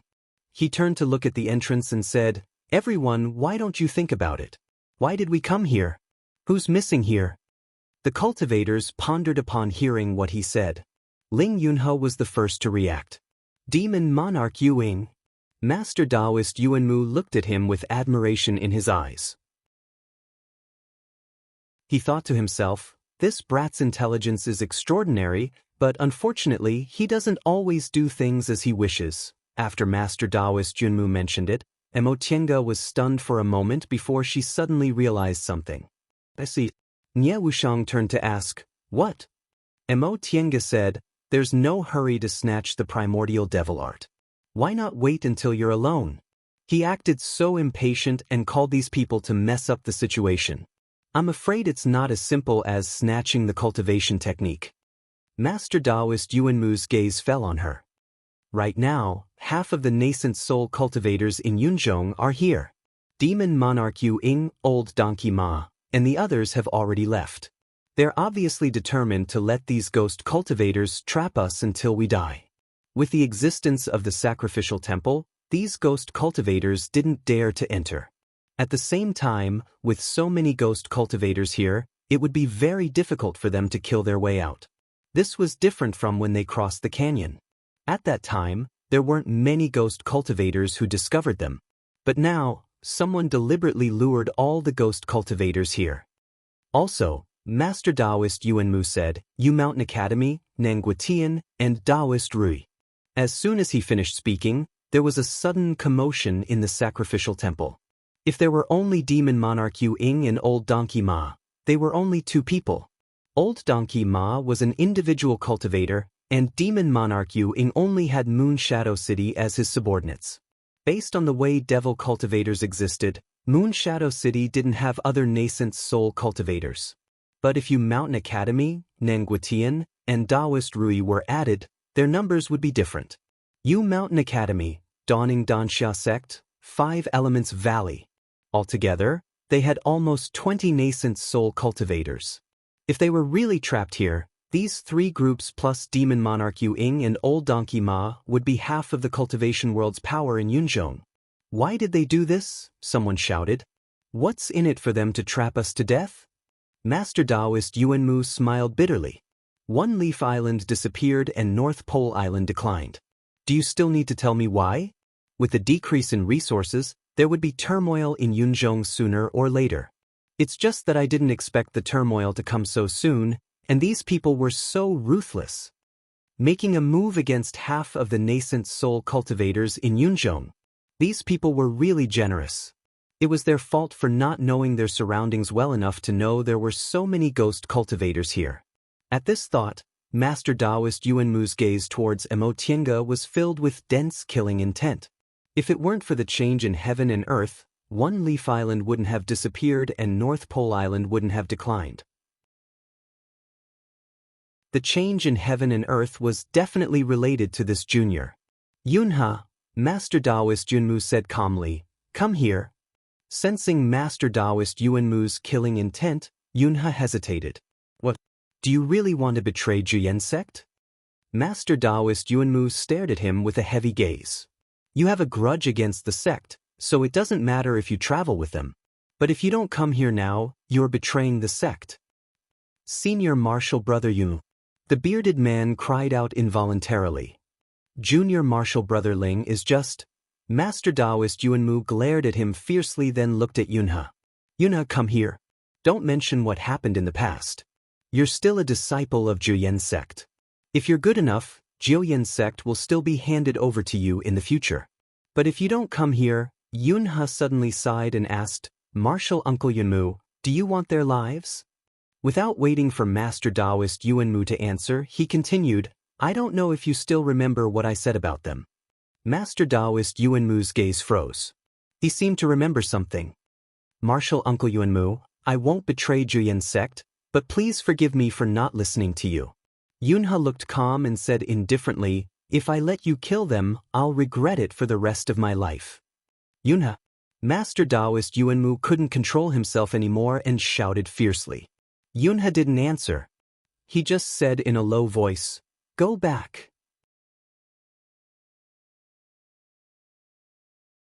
Chapter 650. As soon as Ling Yunha finished speaking, the 6 people and 1 beast immediately retreated before the others could react. The main hall. Xianxia said. They were some distance away from the square behind them, but the main hall was right next to them. But Wushang. Emotienga said worriedly. The aura of divine beasts in the main hall was very strong. Nie Wushang and Yang Qingji, we're fine. Nie Wushang immediately interrupted her. They no longer hesitated and flashed into the main hall next to them. Xianxia waved his sleeve, and the stone door of the main hall was about to close. At this time, Master Daoist Yuanmu's exquisite pagoda arrived. The originally small and exquisite pagoda suddenly became big and smashed towards them. Jing Xingji's movements were also fast. The white tiger formed in the sword light and collided with the exquisite pagoda with a loud bang. The stone door was closed. Without hesitation, Ling Yunha released the flying boat. Get on! They were well aware that the stone door would be broken soon and wouldn't be delayed for long. When they boarded the flying boat, the stone door was heavily hit and then opened. Come here. Emotienga said quickly, I'll take you to a space crack. Don't resist. When everyone nodded, she motioned for them to stand beside her. She put her hands together and touched the space between her eyebrows to call out the bead. At this time, the spell had already hit the ship.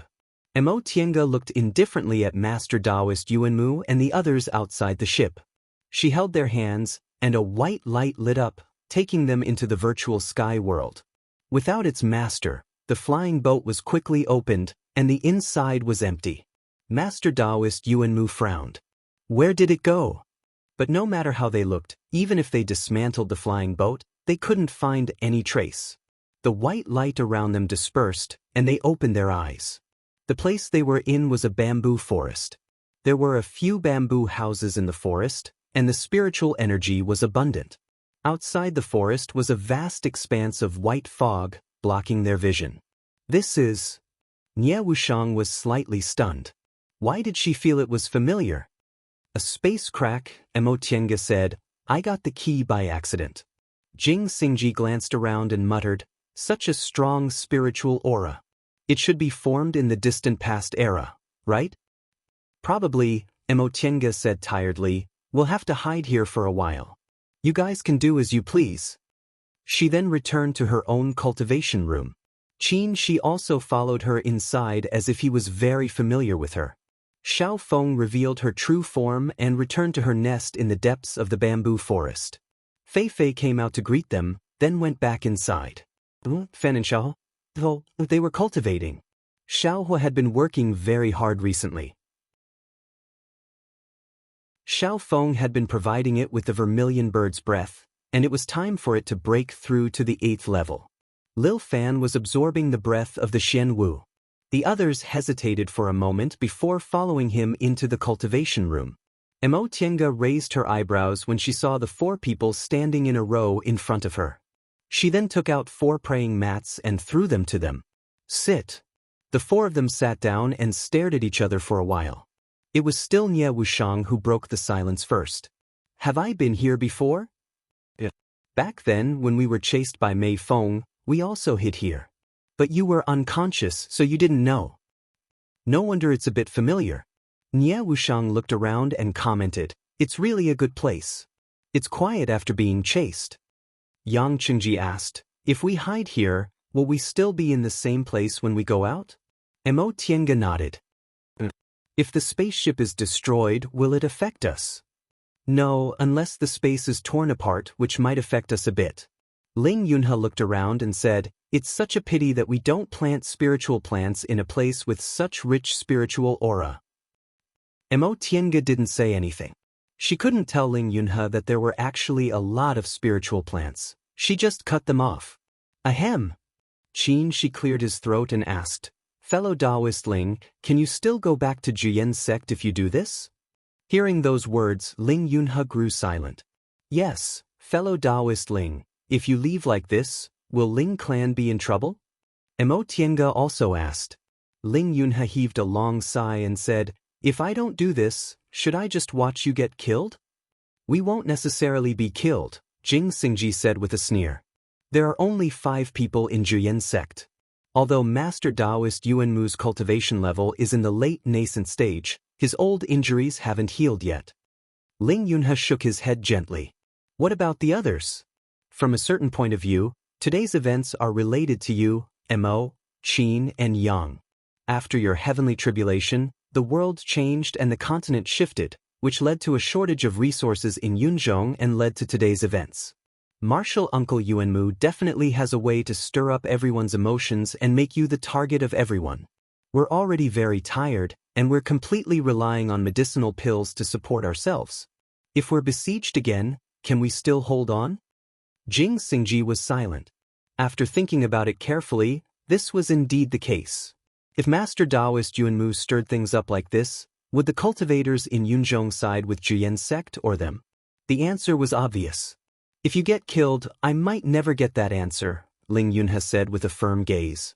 I know there's a sword hanging over my head that might fall at any time, and this world might be destroyed.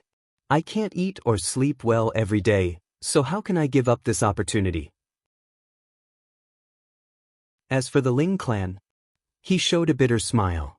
My great-grandfather is still here, so the Ling clan will be fine, but in my opinion, it's still too early to worry about this. Nie Wuxiang interrupted him. Whether we can get out or not is still another matter. Yes. Nie Wuxiang's words immediately returned to the main topic. Mo Tiange sighed and said, "This time, we're really in big trouble. When we were trapped in the far west, we could still ask for help, but where can we ask for help now?" Jing Xingji frowned and said with a wretched expression, "We're really unlucky. We were trapped by ghost cultivators once, and now we're trapped for the second time. Wasn't the situation this time similar to the one in the far west? However, the ghost cultivators in the far west were conscious, and they were actively trapped. The ghost cultivators here, on the other hand, were unconscious and were guided by others. Speaking of which, how did Devil Lord Moonshadow and the others do it? They could actually get these ghost cultivators out of the canyon." Mo Tiange thought about it for a while. Nie Wuxiang shrugged indifferently. "Who knows? There are ghost cultivators in Yunzhong. Maybe this Devil Lord has dealings with ghost cultivators, so he knows some characteristics of ghost cultivators." Everyone was silent again. After a long time, Yang Qingji said, "Enough with the idle talk. What should we do now? There are nearly 50 nascent soul cultivators and so many ghost cultivators outside. Do we just wait like this?" "Yes, wait," Xianxia said. "We can't go out now, so we can only wait." "Wait until when?" Xianxia smiled and looked at Yang Qingji. "We've been waiting for dozens of years in the Palace of Immortals in the ruins of Returning Sea. Why can't we wait now?" Yang Qingji thought for a long time and sighed. "We can only do this." Ling Yunhe muttered, "Indeed, we can only wait. If we go out, Martial Uncle Yuan Mu won't let us go." Fellow Daoist Ling, Mo Tiange suddenly asked, "Do you think they can leave?" "I don't know whether they can leave or not, but Martial Uncle Yuan Mu isn't a person who will sit still and wait for death. He'll definitely think of a way." Ling Yunhe appeared very confident. This was the confidence he cultivated in the head as a disciple of Juyen's sect for a long time. "In fact, there's a very simple and stupid way," Jing Xingji said lazily. "As long as they don't fight among themselves and go out to kill a few ghost cultivators from time to time, then retreat to the sacrificial temple when they can't. If they keep killing like this, they'll eventually kill all the ghost cultivators." Everyone thought about it. This was indeed a way, but it would take a long time, but it was also relatively safe. No matter how many ghost cultivators there were, they were still limited. These people were all nascent soul cultivators. For them, the only threat was nascent soul ghost cultivators. The rest were nothing to worry about. More than 100 nascent soul ghost cultivators sounded terrifying, but if they were killed separately, it wouldn't be that difficult. "If we can think of this, presumably Devil Lord Yu Ying can't," Xianxia said. "In my opinion, they must have a backup plan. In that case, hiding here and watching the show is the best choice," Nie Wuxiang said after thinking for a while. Upon hearing this, Ling Yunhe looked conflicted. For him, facing people from Juyen's sect and throwing away their lives was unbearable. "Seems right." Mo Tiange thought about it carefully. "In any case, we have nothing urgent to do. It won't be too late to leave after they rush out and both sides are injured." Right after she finished speaking, Ling Yunhe suddenly stood up. "Fellow Daoist Mo, please take me back." The other 5 people's gazes all fell on him. Mo Tiange was surprised. "Fellow Daoist Ling," Ling Yunhe said, "the Ling family raised me, and Jian's sect raised me. Ling Yunhe was able to have today's achievements because of my sect elders. Now that they're in trouble, how can I only care about myself?" Yang Qingji frowned. "Fellow Daoist Ling, even if you leave now, Master Daoist Yuan Mu won't necessarily forgive you, so why?" A bitter smile appeared on Ling Yunhe's face. "No matter how martial Uncle Yuan Mu treats me, I shouldn't refuse what I should do. Saving you is out of righteousness, and going back to fight side by side with my fellow disciples is also out of righteousness. If I don't care about their lives, how can I say I didn't betray Juyen's sect?" Ling Yunhe was a person who never showed mercy when he needed to use means, but deep down he retained stubborn loyalty. He wasn't like Jing Xingji, whose cold treatment after his master passed away made him lose his sense of belonging to the sect. If it were him, since he had already fallen out with them, why would he turn back? Ling Yunhe was different. He had always been an elite disciple of Zhiyan's sect. He was focused on training since he was a child, and he was even personally taught by a nascent soul cultivator. Later, he even became the sect head and was regarded as the successor by Master Daoist Yuanmu. Even if he was disappointed later, the preferential treatment he received for more than 200 years wasn't fake. Let him go, Xianxia suddenly said. Mo Tiange was a bit surprised. Senior martial brother? If it were you or me, would we give up on our fellow disciples in this kind of situation? Mo Tiange was stunned and pondered with furrowed brows. If it were them, even if Lord Daoist Xianyang disagreed with them one day, it wouldn't change the fact that Xianqing School had protected them for hundreds of years. Mo Tiange sighed and stood up. Fellow Daoist Ling, come with me.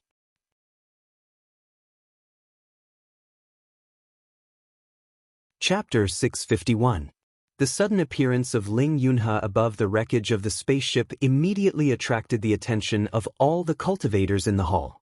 Among the people of Zhiyan's sect, Master Daoist Yuanmu's gaze was especially sharp. Ling Yunhe walked over to him, brushed his robe and knelt down without saying a word. After a long time, Master Daoist Yuanmu finally snorted.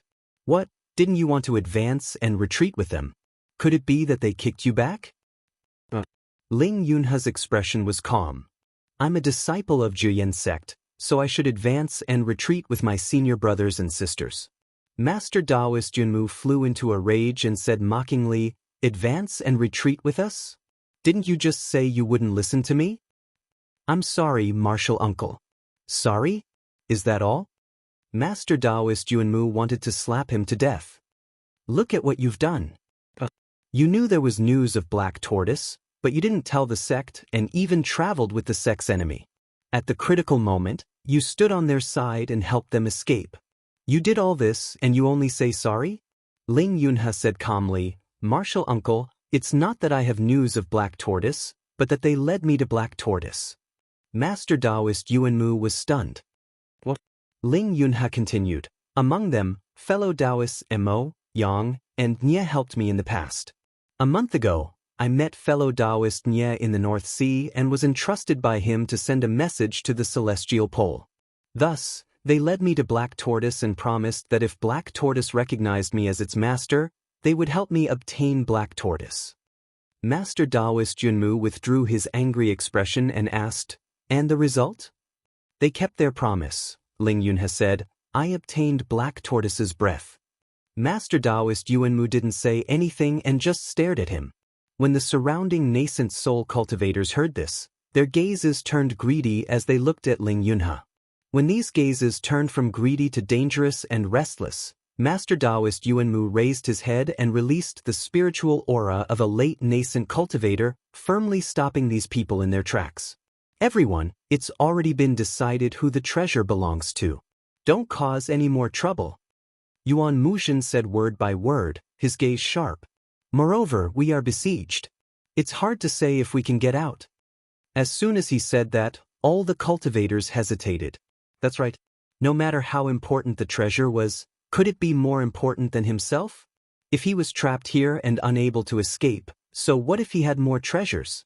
Enlightened Master Yuanmu's tone softened as he continued, fellow Daoists Yuing, old donkey Ma, and the others have sinister intentions, intending to trap us here until we die. We should work together as one. If another dispute arises, how are we going to break through the siege? He paused for a moment before adding, if we manage to escape safely, the Zhiyan sect will naturally offer a gift of gratitude. After a series of threats and promises, spiritual master Yuan Mu finally managed to pacify these people. Then he cast a soundproof enchantment around the people of Zhiyan sect and glared fiercely at Ling Yunhe. Get up, I'll deal with you later. Thank you, martial uncle. Ling Yunhe stood up and sat down beside the bearded cultivator.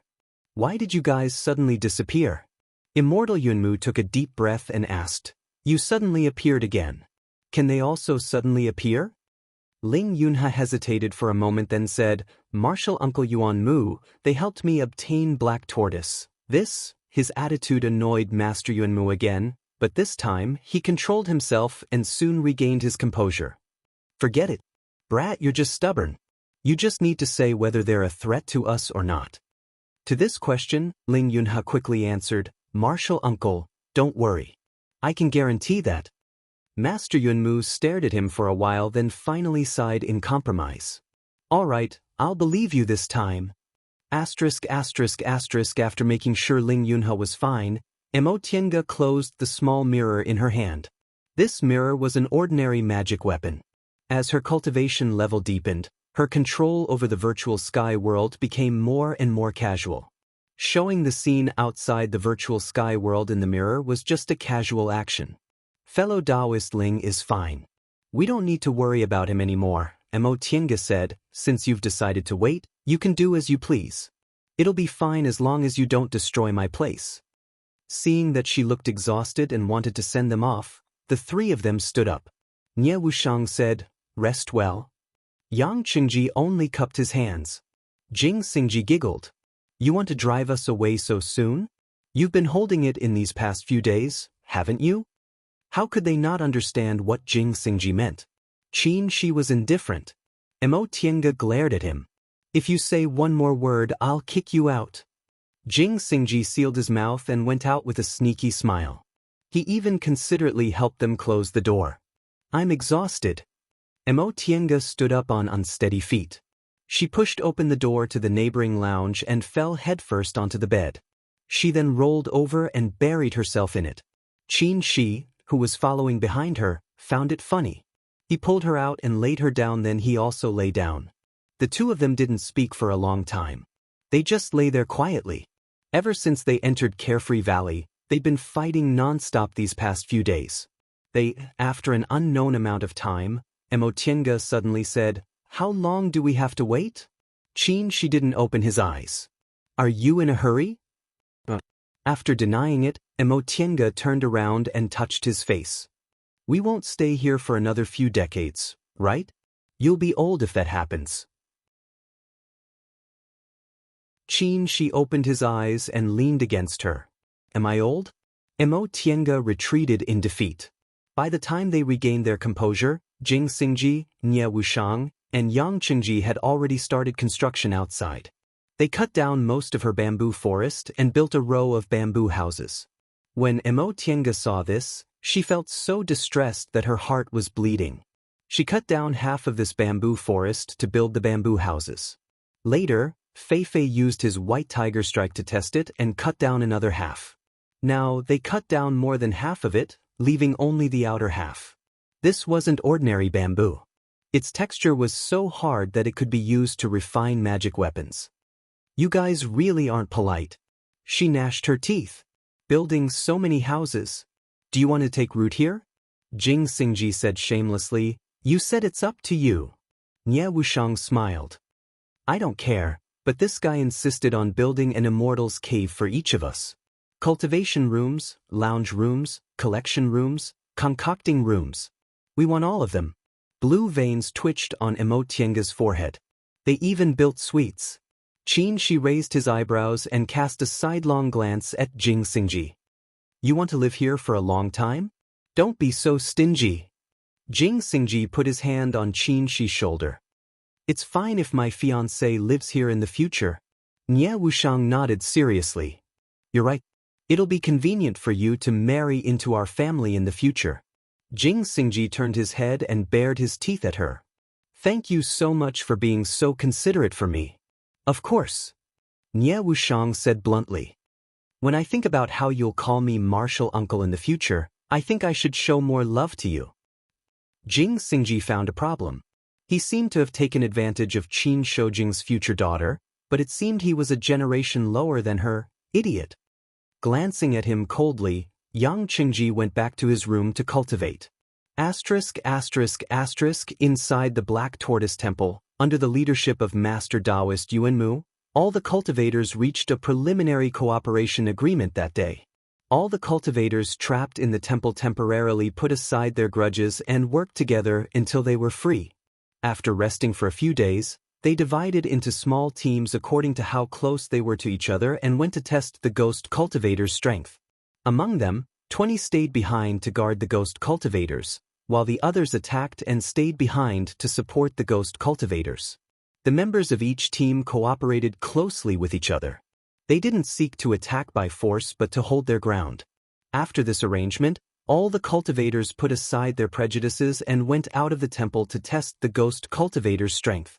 The result was very bad. These ghost cultivators didn't have consciousness and weren't very strong individually, but they seemed to have fighting instincts. As soon as they found people, they swarmed over like a swarm of bees. With this kind of fighting style, they had to fight 1 against 2 even if all 50 of them came out. Moreover, their bodies carried a strange dead aura. This dead aura was different from that of ordinary ghost cultivators. It had a very strong corrosive ability. Once it came into contact with it, it was very difficult to force it out. In the first test, 20 people were surrounded. In the end, 1 died, 2 were seriously corroded, and 7 or 8 were slightly corroded. 4 nascent soul cultivators. This was already a terrible casualty. This made everyone's expression grave and the atmosphere heavy. After 3 days, all the lightly corroded people were forced out of the dead aura, and the 2 seriously corroded people were saved but lost the ability to fight. The next test was even more cautious. Master Daoist Yuan Mu even went out personally, leaving only 10 people behind to look after the ghost cultivators. The others all went out and tried to stick together, avoiding direct contact with the ghost cultivators to avoid being corroded by the dead aura. With a targeted plan, many people no longer held back and took out some magic treasures that could restrain ghost cultivators. This time, the test was very successful. They even killed 7 or 8 ghost cultivators, while most of them only suffered light injuries. This great victory encouraged all the cultivators. They finally had a little confidence in breaking out of the encirclement. More people were injured. This time, they rested for 10 days before taking action again. The cultivators made a series of targeted arrangements, leaving only a few people in the temple. But they still returned with a great victory, killing 5 ghost cultivators. However, they were not so lucky. This time, 2 or 3 people were seriously injured, and even more were lightly injured. Ling Yunhe was confused. We have experience, but why are there more injured people? Master Daoist Yuan Mu thought for a long time and sighed. We neglected an important problem. What is it? Resources. Master Daoist Yuan Mu said, the ghost aura of these ghost cultivators is hard to guard against. If they are slightly corroded, they can't rely on their own cultivation. They have to use elixirs, but the elixirs are limited. He spoke tactfully. In fact, after more than 20 years of consumption, the elixirs of the nascent soul realm had become much more expensive. None of them had many spare elixirs, which directly affected their speed of recovery. If the ghost aura was not completely expelled and they went into battle, their strength would be affected, and of course, more people would be injured. Then what should we do? Ling Yunhe pondered. Should we leave more time for rest? Master Daoist Yuan Mu and the other elected temporary leaders considered for a day and finally decided to adopt Ling Yunhe's suggestion, to take a longer rest and try to completely expel the ghost aura. After recovering their strength, they would go out of the temple to fight again. If they deliberately slowed down, it would take them more than half a year to kill most of the ghost cultivators.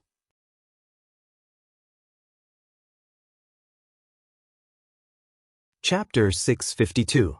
On the mirror, the main hall of the sacrificial temple was empty. They waited in the virtual sky world for a year. The trapped cultivators in the clouds finally killed all the ghost cultivators and left. They waited for more than half a month, but they didn't come back. Shouldn't we also leave? Tiange asked the others for their opinion. Everyone looked at each other. In the end, Nie Wushang said, I think we can go. Jing Xingji stretched his waist. Let's go. It's not convenient to practice swordsmanship here.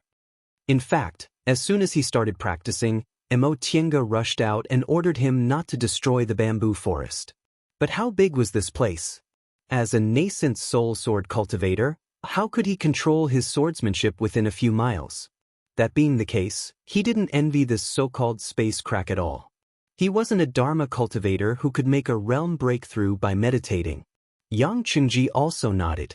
For devil cultivators, the rich spiritual aura here was nothing to be envious of. He couldn't wait to leave. Finally, Xianxia said, "They've been gone for so long, they probably won't come back." Mo Tiange made a decision. "Okay, let's clean up and go out." As soon as she finished speaking, she suddenly felt all the spiritual aura in her body flow and rush outside. Everyone was stunned. Jing Xingji, who was twisting his waist halfway, stopped. "What's going on?" Mo Tiange stood up and pushed the door open. She saw flashing spiritual light outside and countless spiritual aura visible to the naked eye rushing to one place. "Xiaofan." She was surprised. Fei Fei squatted on Stone's shoulder. Stone sat in front of Xiaofan's nest by the stream and stared at it. When it saw them coming out, Fei Fei scratched its golden fur and said faintly, "It actually beat me to it." It was very resentful. It was the first spiritual beast to absorb the divine beast's breath, and it had already taken human form.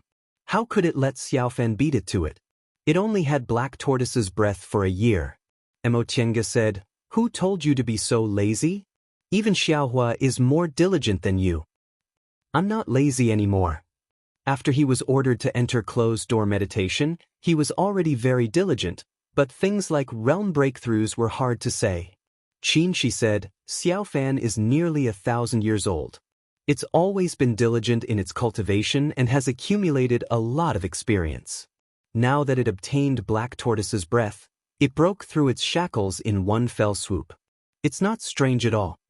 Among the few spirit beasts, Lilfan was the one who had accumulated the most. Moreover, it was well-behaved and never slacked off in its cultivation. Its advancement was a matter of course.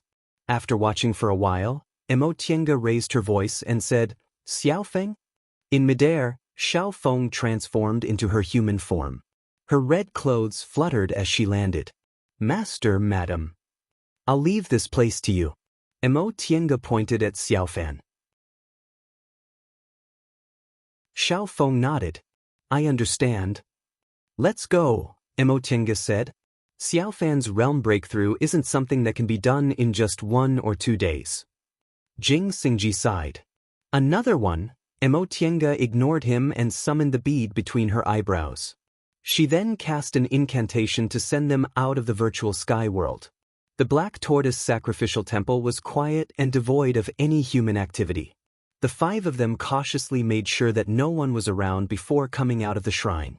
When they came out of the sacrificial temple, there was only a little dead aura around them. It was obvious that the ghost cultivators had all been killed. Going back along the original path, they found that the road was incredibly clean. The black water in the karst cave had decreased a lot, and the power of the condensed people was greatly reduced.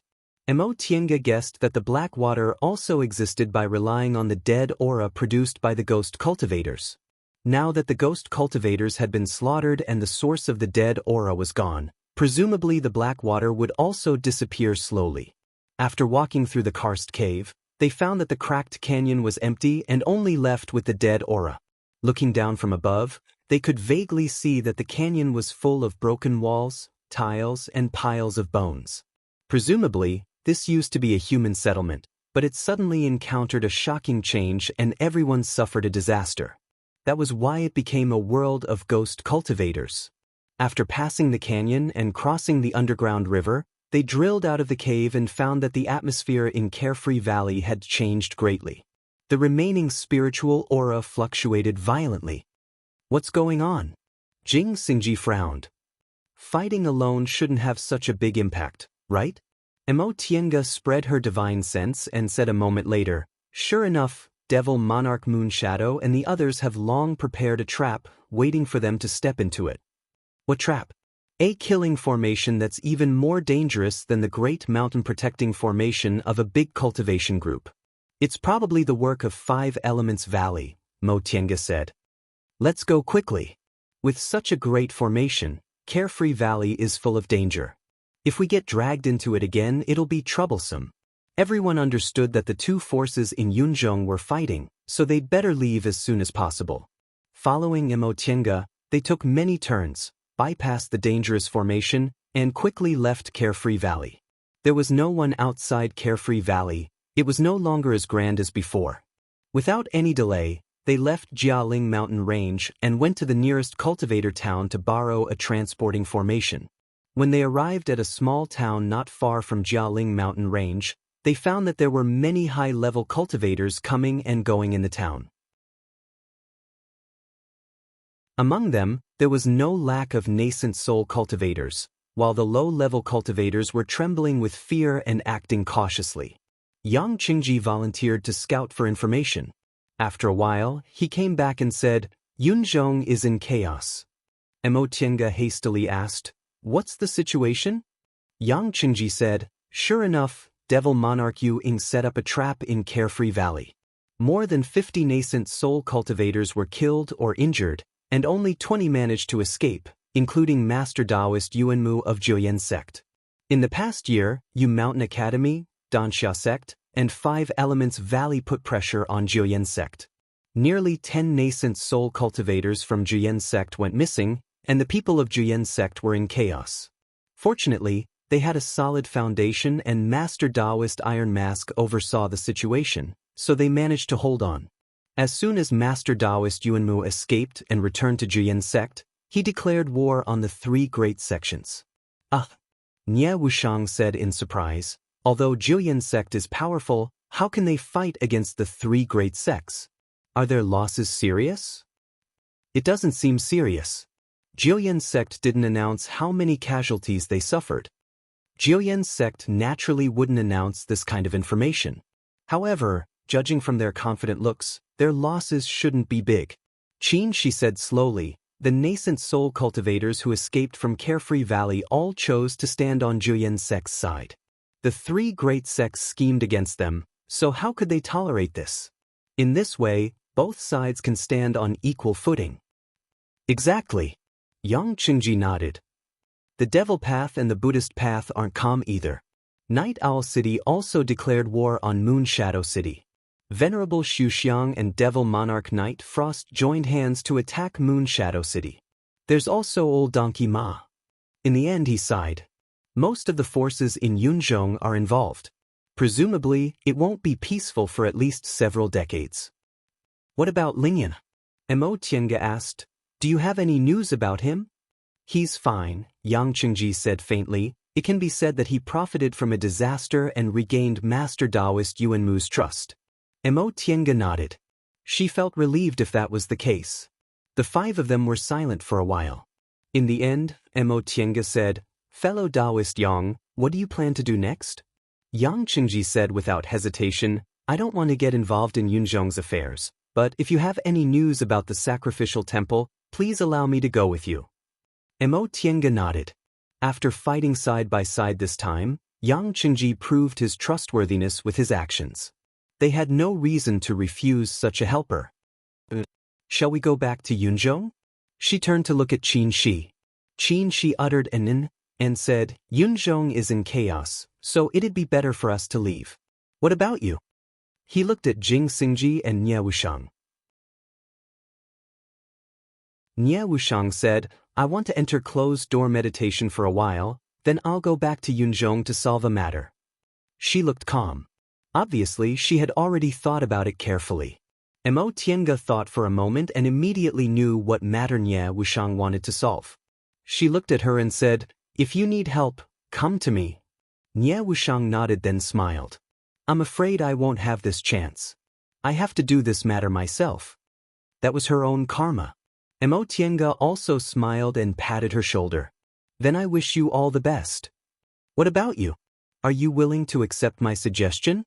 Qin Shi looked at Jing Xingji.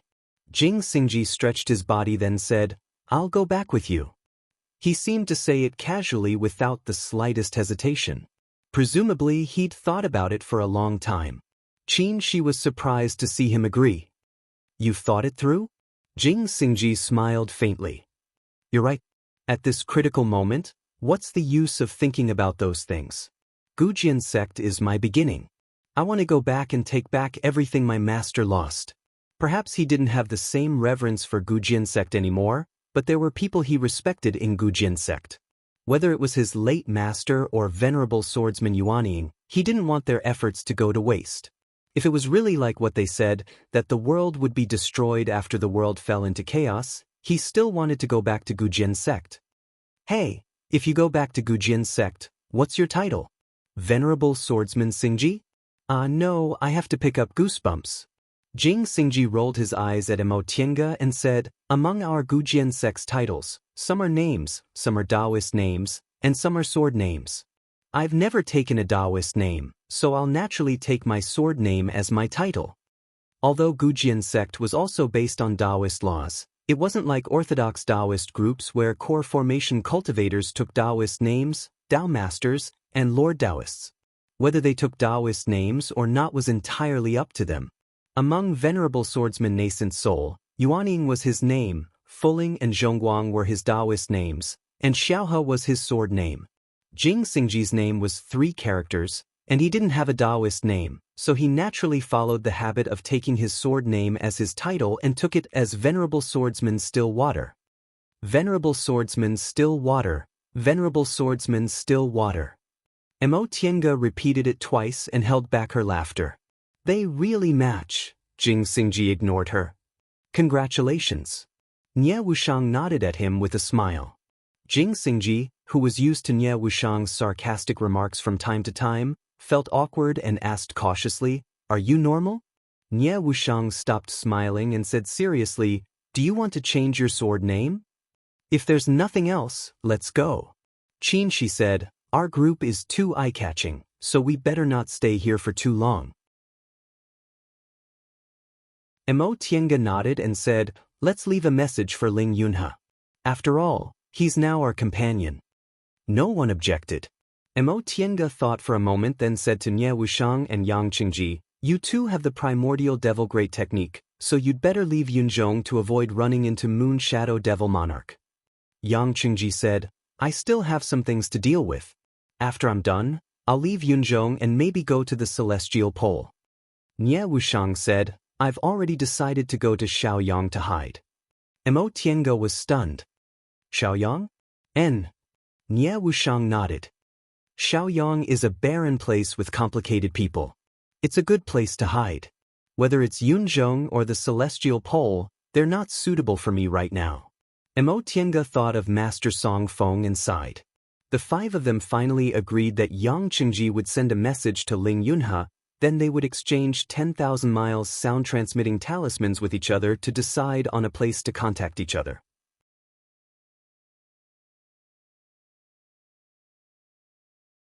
Chapter 653.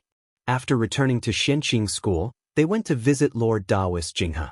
Lord Daoist Jinghe was very satisfied with their return after more than a year. How was it? How was your harvest? This question stunned them for a moment. After thinking about it carefully, it seemed that apart from Xiaofan obtaining Black Tortoise's breath, they didn't gain anything else. Did they work for nothing? After they told their experiences, Lord Daoist Jinghe waved his hand. It's good that you got Black Tortoise's breath. Wait until you go to the last sacrificial temple and see what's going on. Imo Tiange pondered for a while and asked doubtfully, Master, the friend senior Hupa mentioned seemed to have a hard time going to the sacrificial temple. Why did it seem easy for us? If no one fought for it, it would have been a smooth journey without any twists and turns. But we didn't discover the so-called secret at all. Did we do something wrong? Lord Daoist Jinghe said, I've thought about this a long time ago. It's indeed not right. However, this is only what Senior Hupa told us. We don't know the truth. We don't know enough, so we can't make inferences. Imo Tiange sighed. She also knew it was difficult to infer the truth with such little information.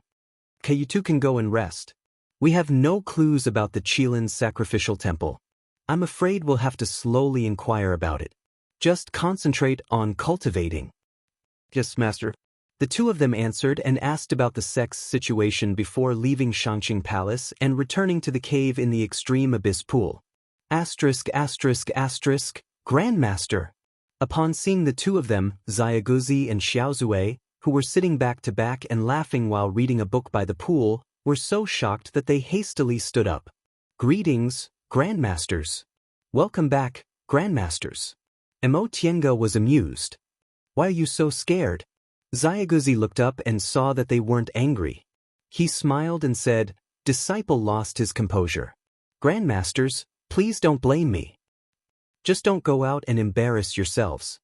She had already gone inside. Emotienga said, "Call them here." "Yes, Grandmaster Qingwei." Soon, all the disciples came to greet her. Yiwen and Shisu were still absent. She trained them to serve the sect, so she didn't care.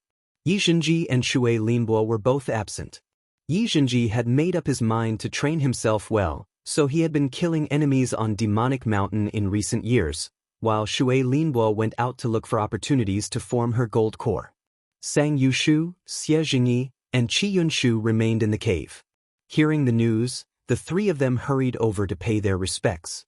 The two of them carefully asked the disciples about their homework and were quite satisfied.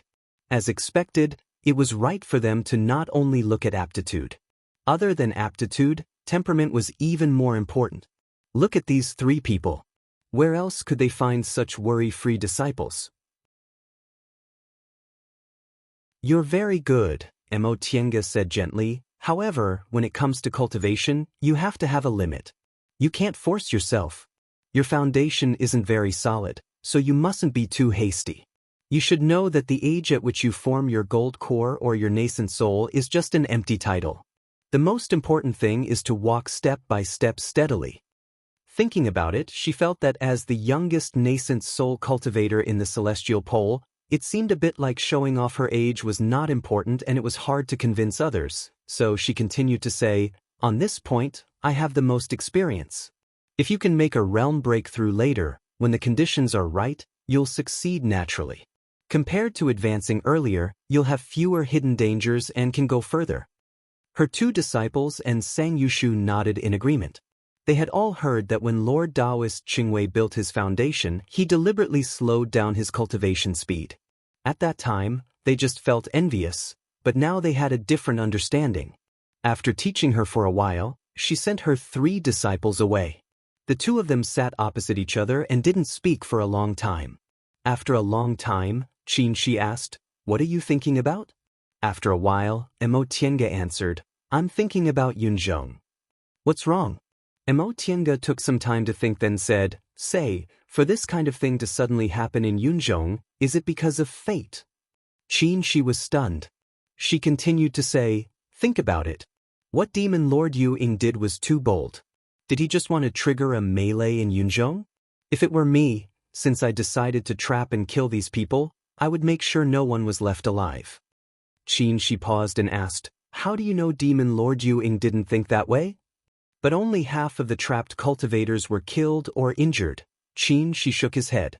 "We only see the result, but we can't see the process. Maybe Demon Lord Yu Ying originally had a foolproof plan, but it failed." Emotienga tilted her head and thought about it. She nodded slowly. "It seems, and what you said makes sense." Xianxia said, "Of course, it's also possible that there was a problem with their plan, or the strength of the trapped people was beyond their expectations. We're just outsiders and can only see one side of it." Emotienga was lost in thought for a while and said, "The world changed and the continents changed positions. We and the demonic cultivators met, which led to a war. Yuan province lost its good position and was connected to the demonic cultivators' continent, so it faced a life and death situation. Now, Yunzhong is in chaos because of the decline of One Leaf Island and North Pole Island. The world changed because of us. In other words, is it all because of us?" "I don't think so," Xianxia said faintly. "We still don't know why the world changed. Even if it's because of us, so what?" Mortals say that everything is predetermined, let alone something that concerns billions of people in the world. We're just an inducement. Besides, Senior Hoopa said that the world is in chaos and evil thoughts are everywhere. In my opinion, people's hearts are the root of the chaos. Look at Demon Lord Yu Ying. If he wasn't greedy, why would he do this? Old Donkey Ma, Teacher Yu, and the others are even more so.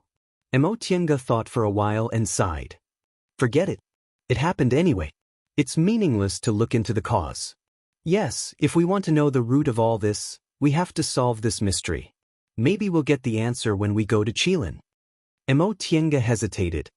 Senior Marshal Brother, do you really think we'll get the answer if we go to Qilin? We've been to 4 sacrificial temples, but we didn't get anything. Xianxia smiled. Even so, we have to go to Qilin. We know too little and can do too little. There's nothing else we can do except this. Several days later, news came from Quanzhong City that Jing Xingji had returned to Gujian sect and was called Venerable Swordsman Stillwater.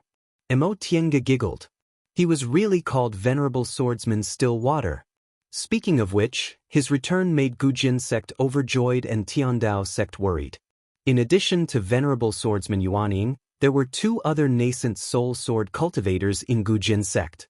They were both in the early stage and seemed to have mediocre aptitudes. Jing Xingji's return happened to fill this gap. He had high aptitudes, strong swordsmanship, young age, and was already in the middle stage of the nascent soul realm, so it was very likely that he would advance to the late stage. As for Venerable Swordsman Yuanying, he was about the same age as Lord Daoist Jinyang. If there were no accidents, he could live for another 600 or 700 years. If Jing Xingji had enough fated chances, this amount of time would be enough for him to advance to the late stage. As long as there were cultivators in the late stage of the nascent soul realm, Gujian sect could always maintain its transcendent position. As for Tiandao sect, they only had 5 nascent soul cultivators. If no more disciples advanced to the nascent soul realm, they would be suppressed by Gujian sect sooner or later. Jing Xingji's return almost made Lu Dingyuan's head turn white from worry. Compared to Tiandao sect, Xianxia school was much calmer. Gujian sect had many nascent soul cultivators, but were they more than them? The current Xianxia school wasn't the Xianxia school from 200 years ago. Besides, with that huge amount of resources, would they need to worry about having no successors? Speaking of which, the disciples attracted by Qianxi's soul formation were also about to form their gold cores. The sects in the celestial pole grew and declined. Generally speaking, it was still stable, but Yunzhong was a mess. After the incident in Carefree Valley, Jian sect had a falling out with Yu Mountain Academy, Danxia sect, and 5 Elements Valley. They united with the small and medium-sized cultivation groups that were killed in Carefree Valley and fought each other to the death. The cultivation world in Yunzhong had been peaceful for too long. Once this fight broke out, the losses were especially huge. However, no one could stop. Nearly 30 nascent soul cultivators died at the same time. How shocking was that? How could the sects of those fallen cultivators swallow this anger? This kind of blood feud would certainly be passed down from generation to generation until one side was defeated or ended by a stronger force. And all of this had nothing to do with Tiange and the others who left Yunzhong. ***** Inside the virtual sky world, the spiritual aura was almost tangible. In front of Xiaofan's house, a vast and distant aura gathered the water spiritual aura into a stream. Xiaofeng came to greet them. "Master, madam." Tiange asked, "How is it?" Xiaofeng reported, "It's almost done. It'll probably happen in 1 or 2 days." Tiange nodded, then asked, "What about Feifei and Xiaohua?" "If nothing unexpected happens, Xiaohua will make a realm breakthrough in 3 to 5 years. As for Feifei," Xiaofeng shrugged, "his situation is unusual. Probably only he knows about it." "Then, what about Shitu?" Tiange turned her head to look, but she couldn't find Shitu's huge body. "Madam, what do you want to ask? If it's cultivation level?" Xiaofeng said with some embarrassment, "Please forgive Xiaofeng's ignorance, but I really don't know how to classify it, so." On the surface, Shitu looked like a demonic beast, but its flesh and blood had long changed and now looked like Shitu's. Moreover, its aura was mixed, so it really couldn't be classified. Forget it. Tiange decided to give up. Shitu isn't our spiritual beast, he's just Feifei's friend. Don't worry about him, just let him live there. Xiaofeng nodded. Just as she was about to report the situation of the virtual sky world, The stream in front of Xiaofan's house suddenly moved and the water rushed into the house. With a splash sound, the house was suddenly washed away, revealing a huge mass of water. A person was wrapped in the clear water. As the water swirled rapidly, it slowly became shallow. When the water ran out, that person slowly fell to the ground. This was a teenager about 18 or 19 years old. He looked a bit older than Fei, but he didn't have Fei's bewitching handsomeness. He was dressed in low-key cyan gray clothes, plain and unremarkable. However, if one took a closer look, they would find that his eyes and brows were clear with a hint of shyness. His whole body was like water, incomparably clean, making people unable to have any filthy thoughts. "Greetings, master." After landing, the teenager stepped forward and saluted Xianxia. Seeing Xianxia beside her, he wanted to salute him too, but he hesitated. He didn't know what to call Xianxia, so he showed an embarrassed expression. Seeing this, Xianxia smiled and said, "Xiaofan?" Xiaofan regained his composure. "How was it? Did the transformation go smoothly?" Xiaofan looked happy and said, "I've integrated the black tortoise pearl into my beast core, and all my spiritual aura has been transformed into black tortoise's breath. I'm no different from divine beast black tortoise now." "That's good." Xianxia felt that his breath was solid, so there shouldn't be any future troubles, so she said, "Get ready. We're going out to cross the tribulation."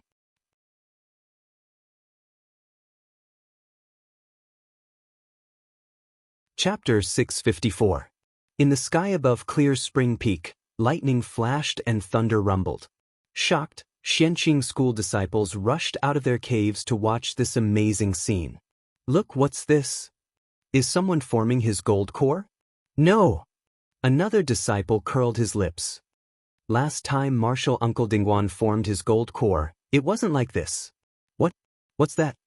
The wind was so strong that they couldn't even stand stably. Before they could chat, a core formation cultivator flew into the air and shouted, "All disciples, return to your caves and activate the defensive formation. No one is allowed to go out without orders." His voice was enhanced by a spell. It traveled far and wide and repeated several times. The aura refining and foundation building disciples returned to their immortal's caves with doubts in their hearts. In the end, they were all guessing what kind of extraordinary thing had happened. After the low-level disciples returned to their caves, Xianxia School's great mountain-protecting formation was activated. Except for Lord Daoist Lingxi, who was in closed-door meditation, the other 4 nascent soul Lord Daoists who stayed in the sect all appeared in the air above the main peak. They stood in 4 corners with a teenager in a green and gray robe in the middle. After the dark clouds gathered, the first thunder fell. The earth-shattering feeling made the low-level cultivators panic. However, when they thought about the nascent soul patriarchs in the sect, they all calmed down and meditated in the cave abode, waiting for news. Xianxia and the others had already experienced the shape-shifting heavenly tribulation.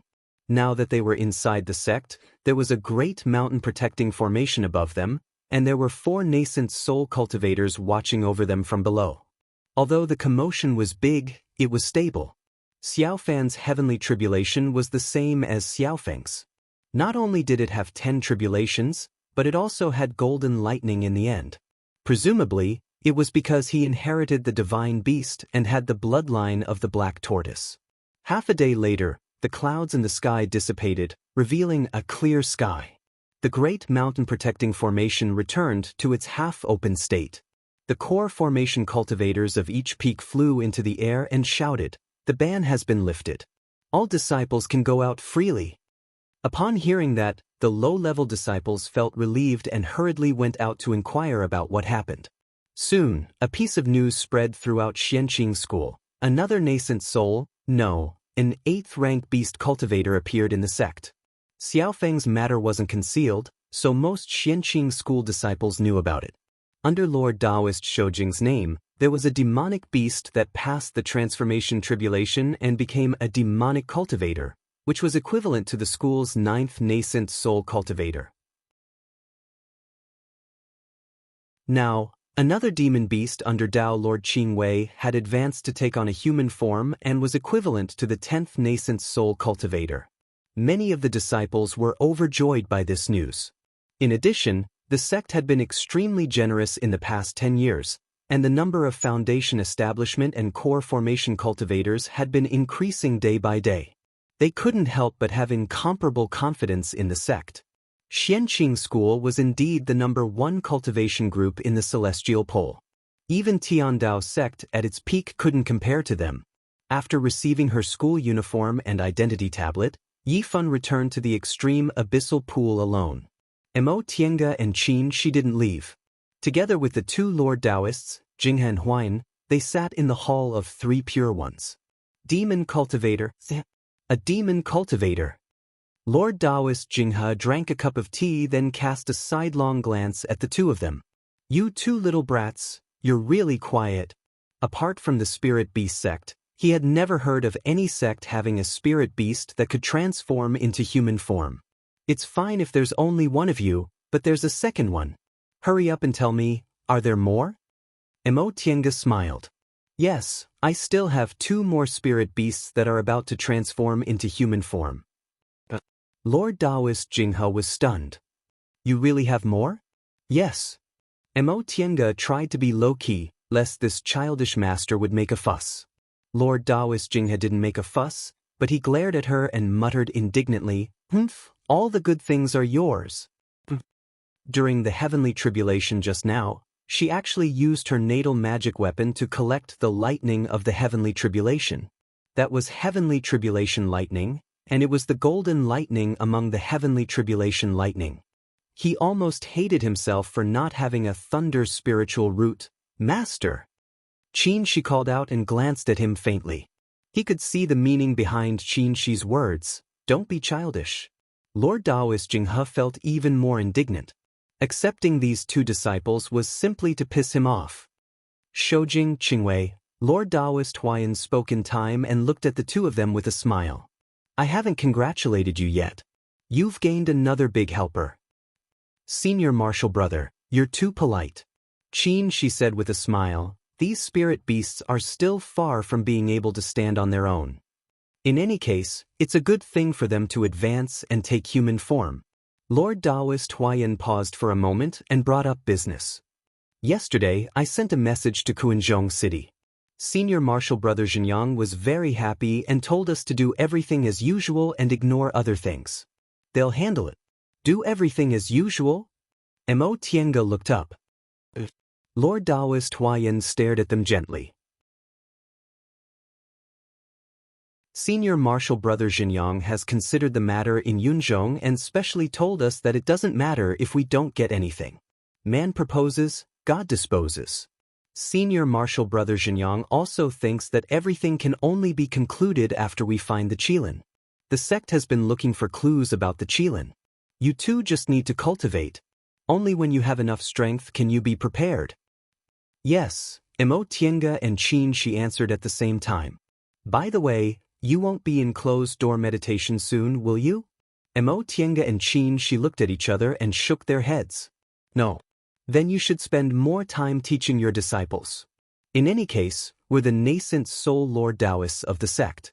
Teaching them casually might be the best way to heaven for those disciples. Yes, I'll follow Senior Martial Brother's instructions. Mo Tiange secretly glanced at Lord Daoist Jinghe, who was still angry and ignoring them, and thought to herself, Senior Martial Brother Huayan is acting like a teacher. Master, you can forget about it. Since it was the decision of her senior martial brothers, Mo Tiange and Qin she also cultivated and taught disciples in the sect with peace of mind. More than 10 years ago, when Lord Daoist Jinghe took charge of the sect and began to train disciples, he said that just like aura refining and foundation building disciples, core formation cultivators would also hold a monthly spell assembly. Core formation cultivators were different from low-level disciples. After they entered the core formation realm, they had their own understanding of cultivation and had chosen the path they wanted to take, so they didn't need to be guided step by step like before.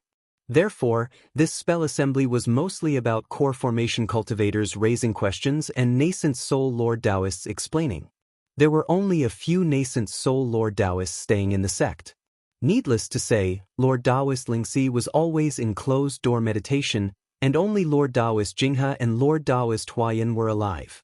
Therefore, the spell assembly didn't have a fixed location. Lord Daoist Jinghe would give a talk in Shangqing Palace, and Lord Daoist Huayan would occasionally give a talk in Seoul's Retreat Peak. After Mo Tiange and Qin Shi returned, they also joined the ranks of the main speakers. From time to time, the rocks on the surface of the extreme abyss were filled with core formation cultivators. In the past 10 years, the number of core formation cultivators increased day by day. Although many of them were outside and many of them were in closed-door meditation, there were still nearly 20 people who often came to listen to the talks. In front of these core formation cultivators, most of whom were older than her, Mo Tiange was a bit restrained at first, but later, after talking a lot, she relaxed. Regardless of her age, her cultivation level was solid, so in front of these people, she was a senior. As for these core formation cultivators, because she went to Yunzhong after advancing to the core formation realm and only returned after advancing to the nascent soul realm, they weren't familiar with her. In the past few decades, Xianxing School had already shaped her into the most talented cultivator in the history of the celestial pole. Every disciple in the school admired her, and they were no exception. Cultivating, teaching, preaching, time passed like flowing water. 5 years later, Xiaohua advanced and took a human form as expected. Xiaohua was only about 200 years old. After taking a human form, it looked like a 14 or 15-year-old girl, lively and quick-witted, completely different from Xiaofeng's amorous style. Fei Fei was already numb to Xiaohua's transformation, but when Mo Tiange laughed at it, it just sneered, turned around, locked itself in the hut, and went to work hard. Fei Fei's seclusion lasted 10 years. Fei Fei was the first spiritual beast to obtain the divine beast's breath. If it had a good foundation and the Fei Feis were a clan that focused on divine comprehension, Xiaofan and Xiaohua wouldn't have advanced to the 8th rank before them. After 10 years of meditation, it finally absorbed the white tiger's breath completely and rushed to the 8th rank in one fell swoop. Fei Fei's 8th rank heavenly tribulation was still helped by Lord Daoist Jinghe and Lord Daoist Huayan. With Xiaofan and Xiaohua in front, the two of them and the low-level cultivators below them were already used to fighting against heavenly tribulations. Except for those who entered the school within 10 years, all the disciples closed their immortals' caves, opened the defensive formation, and waited for the heavenly tribulation to pass. This time, Fei Fei's heavenly tribulation also had 10 tribulations, and its power was a bit stronger than that of the other 3 divine beasts. Mo Tiange thought it might be because Fei Fei had the bloodline of a divine beast. After Fei Fei's heavenly tribulation, news came from Qinzhong City that the Immortal Alliance intended to launch a strong attack on the beast cultivators and beat them back in one fell swoop. This would give the celestial pole several decades or even hundreds of years of peace so that they could recuperate and concentrate on dealing with the devil path. For this reason, the Immortal Alliance summoned all the nascent soul cultivators to Qinzhong City. Lord Daoist Jinyang ordered that the sect would be handed over to Mo Tiange, Qin Shi, and Lord Daoist Lingxi, while Jinghe and Huayan would go to Qinzhong City. After receiving the order, Lord Daoist Jinghe and Lord Daoist Huayan gave a few simple instructions and set foot on the transporting formation to Qinzhong City. ******, the 3 islands of Shaoyang. In the hearts of the cultivators in Yunzhong and Yuanzhou, Shaoyang was the most dangerous place they didn't want to go to. Compared with the orderly order in Yunzhong and Yuanzhou, Shaoyang was a place without laws and rules at all. Murder and robbery were commonplace here. There was only one rule in living here: the winner takes all. Originally, Yunzhong was in the middle, Yuanzhou was in the east, and Shaoyang was in the west, forming a line. After the world changed, Yunzhong moved to the north, Yuanzhou moved to the southwest, and Shaoyang moved to the east. Now, Shaoyang was in the middle, Yunzhong was in the north, and Yuanzhou was in the south. Now, Shaoyang and Yunzhong were separated by the original South Sea of the Celestial Pole. There were no islands, and the sea area was dangerous, which was equivalent to cutting off contact. On the other hand, Yuanzhou, because of its numerous islands and relatively calm sea area, became the favorite target of plunder for cultivators in Xiaoyang. From time to time, they would invite their friends and relatives to go to Yuanzhou for a few days to rob, kill, and seize treasures. They would have fun and didn't even need to pay for the trip. This led to two consequences. First, the living standards of the cultivators in Xiaoyang rose sharply. Second, the fighting standards of the cultivators in Yuanzhou rose sharply. Aside from the disharmonious process, the result alone seemed to be, everyone was happy, and it could be said that everyone got something. Nie Wuxiang lived a very comfortable life here. Everyone in Xiaoyang was a desperado, and most of them were devil cultivators. Whoever had the bigger fist was the boss, which really suited her very well. On the first day she arrived in Xiaoyang, the few nascent soul cultivators in Xiaoyang all thought she came to snatch their territory, so they made unwise decisions one after another. Based on the principle of killing whoever stood in her way, Nie Wuxiang quickly beat down most of them and became the overlord of Xiaoyang on the island.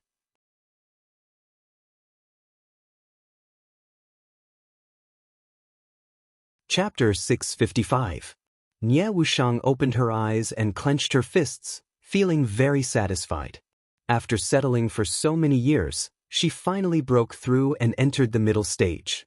In fact, she formed her devil nascent earlier than Mo Tiange.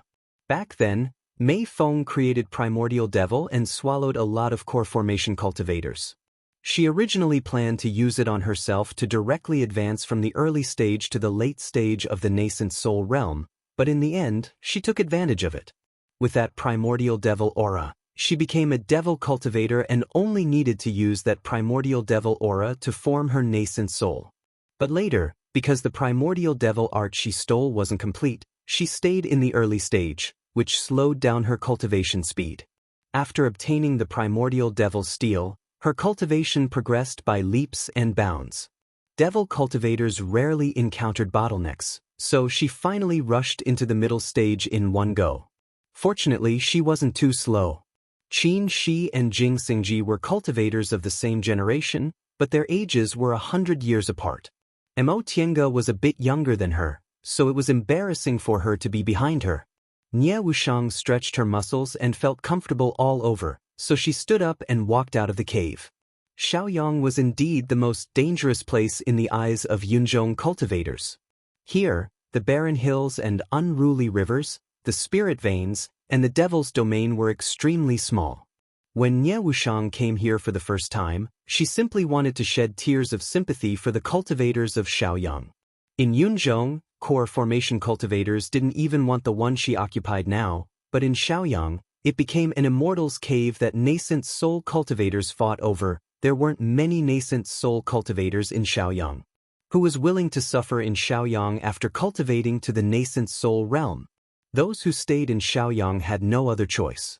Some had too many enemies, some offended people they shouldn't offend, and some got into trouble because of their wealth.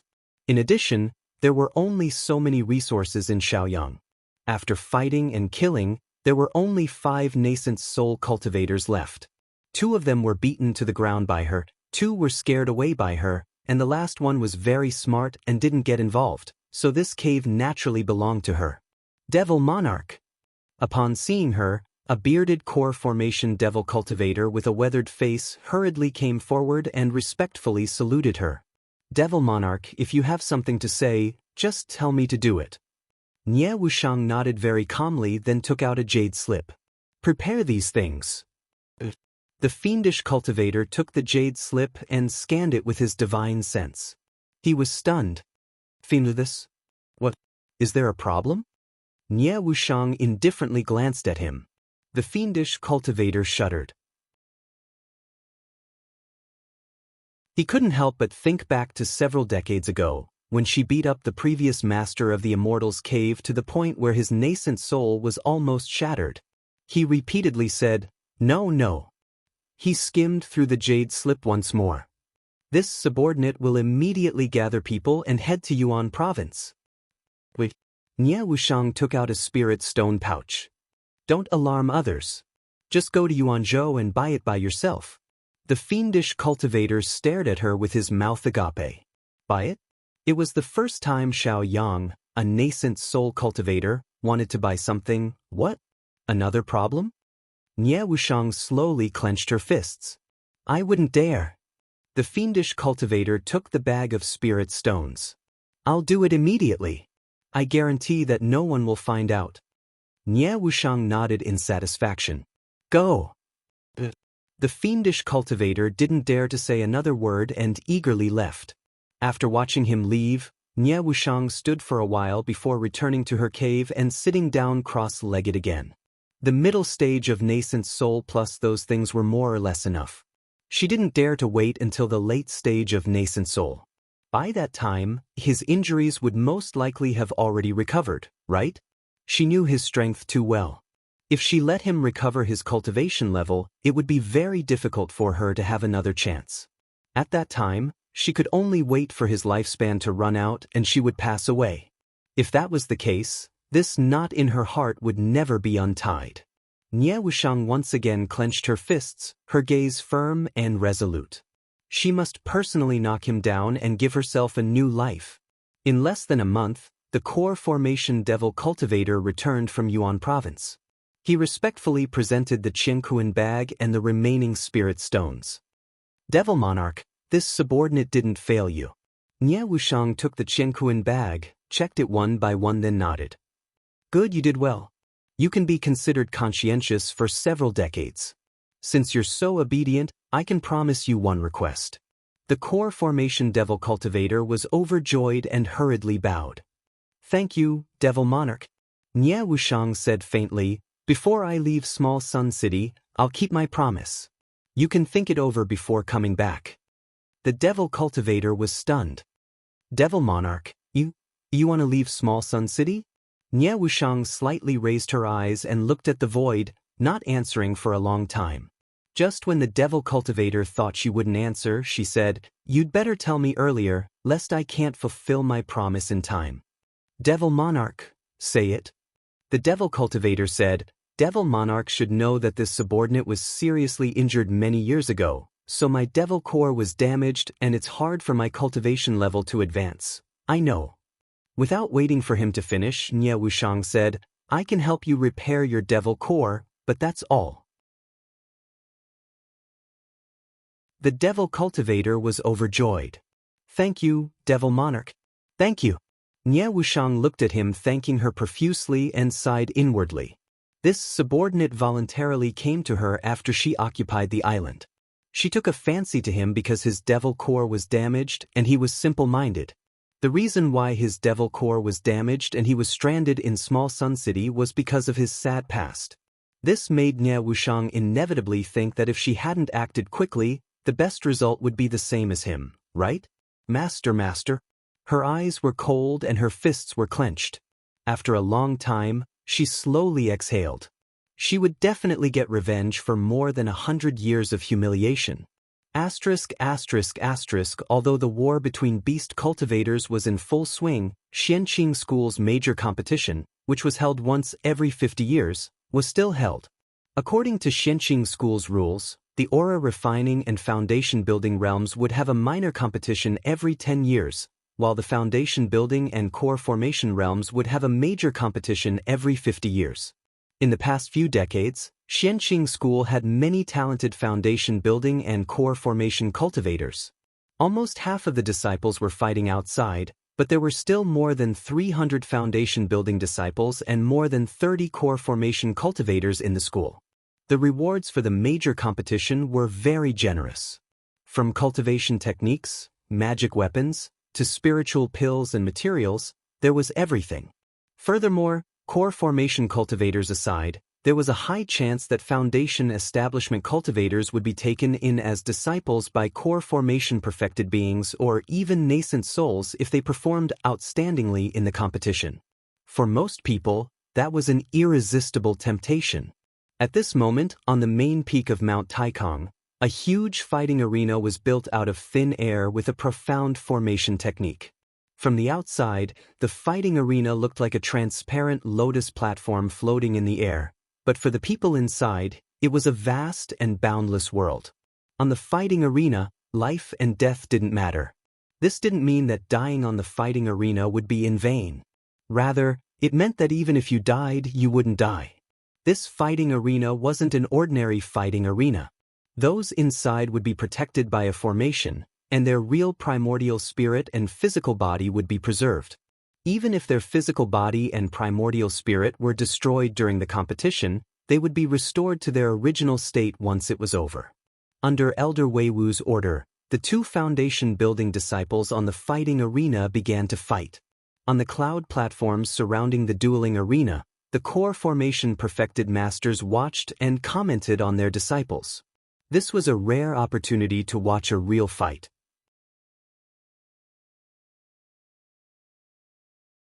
Because of the characteristics of the fighting arena, it was different from the usual sparring.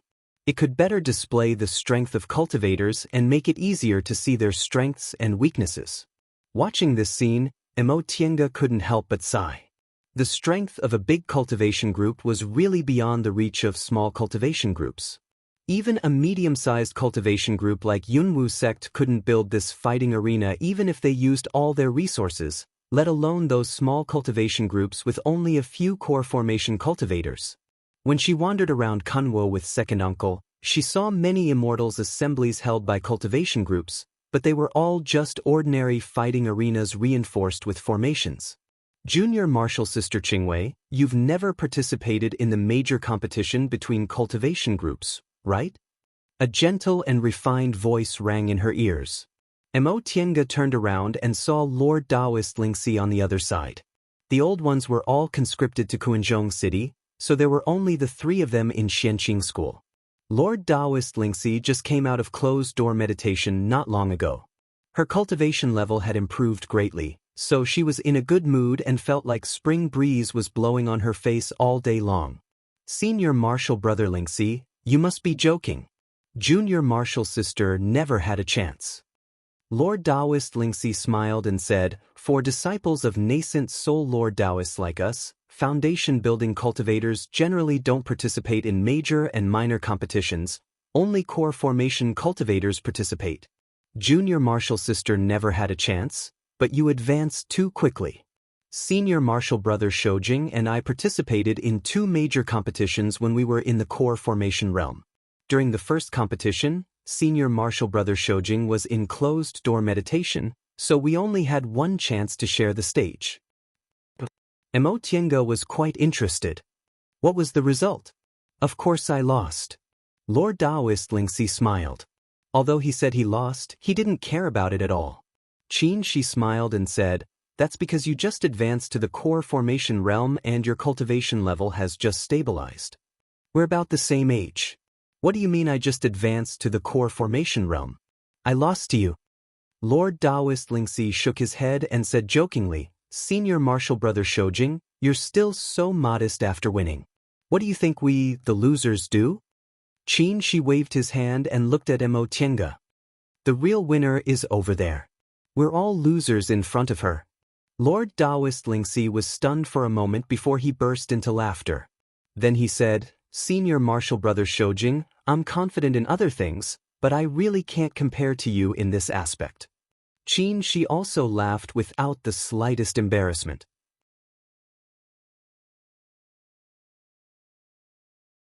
Speaking of this, in recent decades, outstanding disciples have appeared frequently in the sect. This year's major competition is quite worth watching. Lord Daoist Lingxi's gaze shifted to the fighting stage. His eyes flickered. Oh, this disciple is not bad. Tiange and she also turned around and were also attracted by the fighting stage. The two disciples on the fighting stage were both in the middle stage of the foundation-building realm. One of them had a lot of treasures and spells, so he was probably an elite disciple under a core formation cultivator. The other disciple was much worse off. He only had a high-grade magic tool and the cultivation technique he practiced was also relatively ordinary. Of these two disciples, the former was suppressed and beaten, which was really strange. After watching for a while, she suddenly said, this person is really a promising talent. Lord Daoist Lingxi nodded. Yes. Whether it's magic tools or cultivation techniques, he's far inferior, but he relies on a solid foundation and flexible adaptability to the situation. What's more rare is that his fighting spirit is high and he's very tenacious. In time, he'll definitely have some achievements. She looked at him. Junior martial brother Lingxi, you're very interested in this disciple. Lord Daoist Lingxi smiled and summoned a disciple. What's his name? The disciple flipped through the name list and reported, Grandmaster, this junior martial brother is called Mo Xiaoyang, a disciple of Sweet Dew Peak. He's 45 years old and built his foundation when he was 25. Oh? Lord Daoist Lingxi narrowed his eyes. It's rare for him to enter the middle stage in less than 20 years. Does he have a master? This question showed that he was interested in him. The disciple was envious and jealous, so he answered, No master. A trace of doubt flashed in Lord Daoist Lingxi's eyes. His aptitude is not bad, his willpower is even better, and his cultivation level is advancing fast. Why doesn't he have a master? This disciple doesn't know. Lord Daoist Lingxi naturally didn't expect this foundation-building disciple to answer. Not far away, Dao Seeking Palace's skill-imparting elder heard this and stood up to answer. Martial uncle, this Mo Xiaoyang doesn't have a master because his temper is too violent. Back when he was in the aura refining realm, he accidentally killed a fellow disciple. So, why? Lord Daoist Lingxi's expression turned serious. Killing a fellow disciple was the sect's prohibition. No matter how outstanding your aptitude was, if you violated this prohibition, you would be expelled from the sect, not to mention being accepted as a disciple by a nascent soul Dao Lord. It was a disciple who used his family's power to deliberately bully others. Mo Xiaoyang was too impulsive and used too much force. I see. Lord Daoist Lingxi nodded. In that case, he can't be blamed. Yes. Seeing that Lord Daoist Lingxi was quite interested in this disciple, skill-imparting elder echoed, the sect forbids killing fellow disciples. If he was in the wrong, he would have been expelled from the sect long ago. But his temper is really a headache. Back then, several junior martial brothers were also interested in him, but in the end, they thought it was better to temper his temper.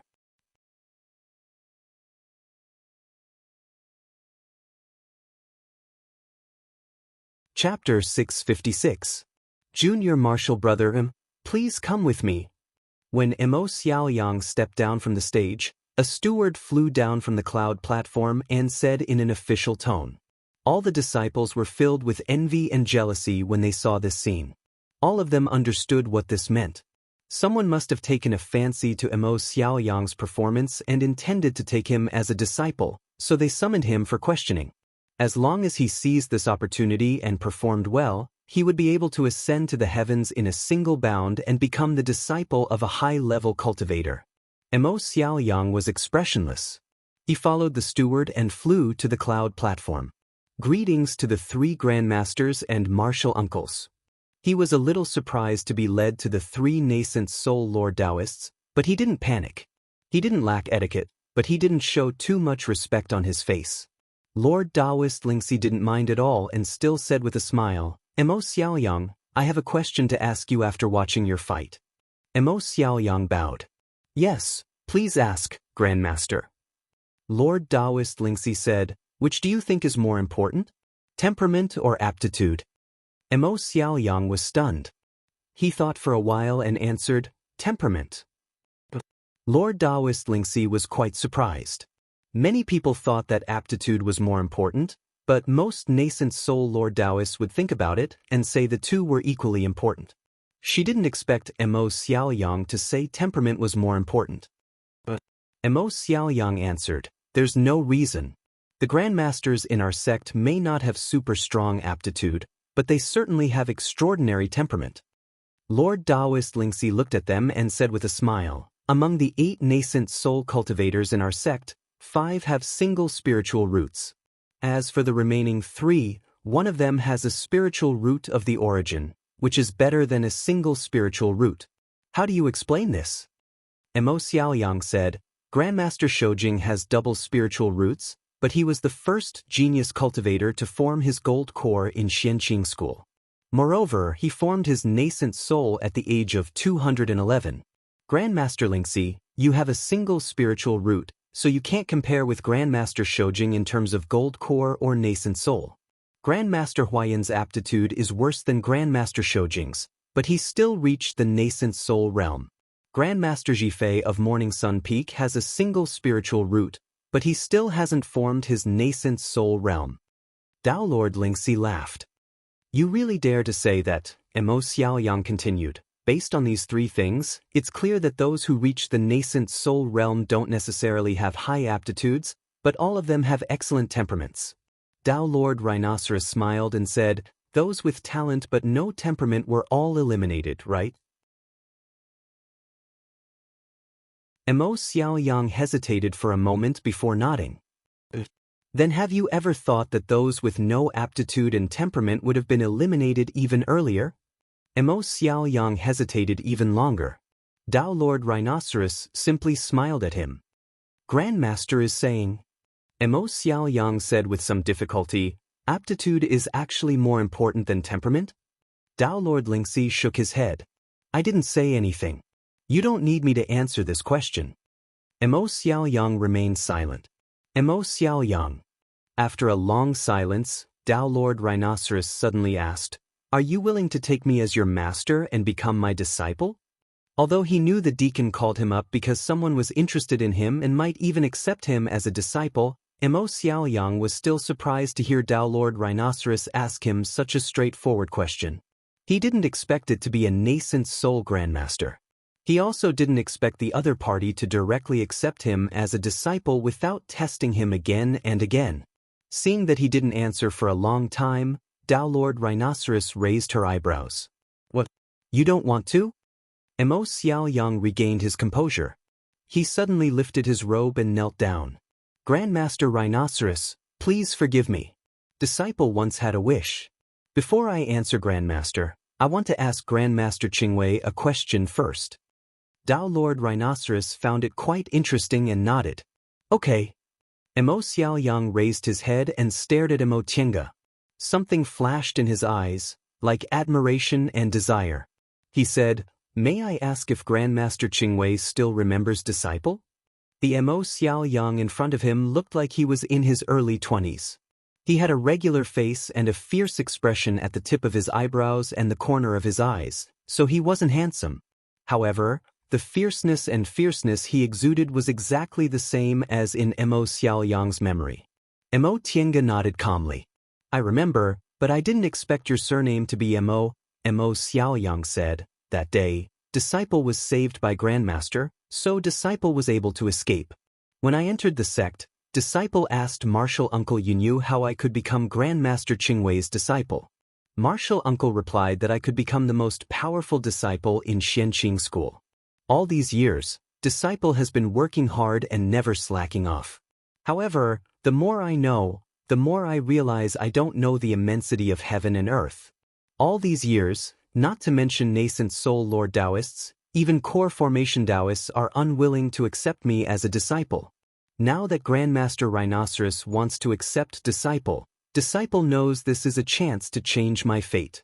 But before that, Disciple wants to ask Grandmaster, is Grandmaster willing to accept me as a disciple? On the cloud platform, all the cultivators who heard him looked at him with astonishment.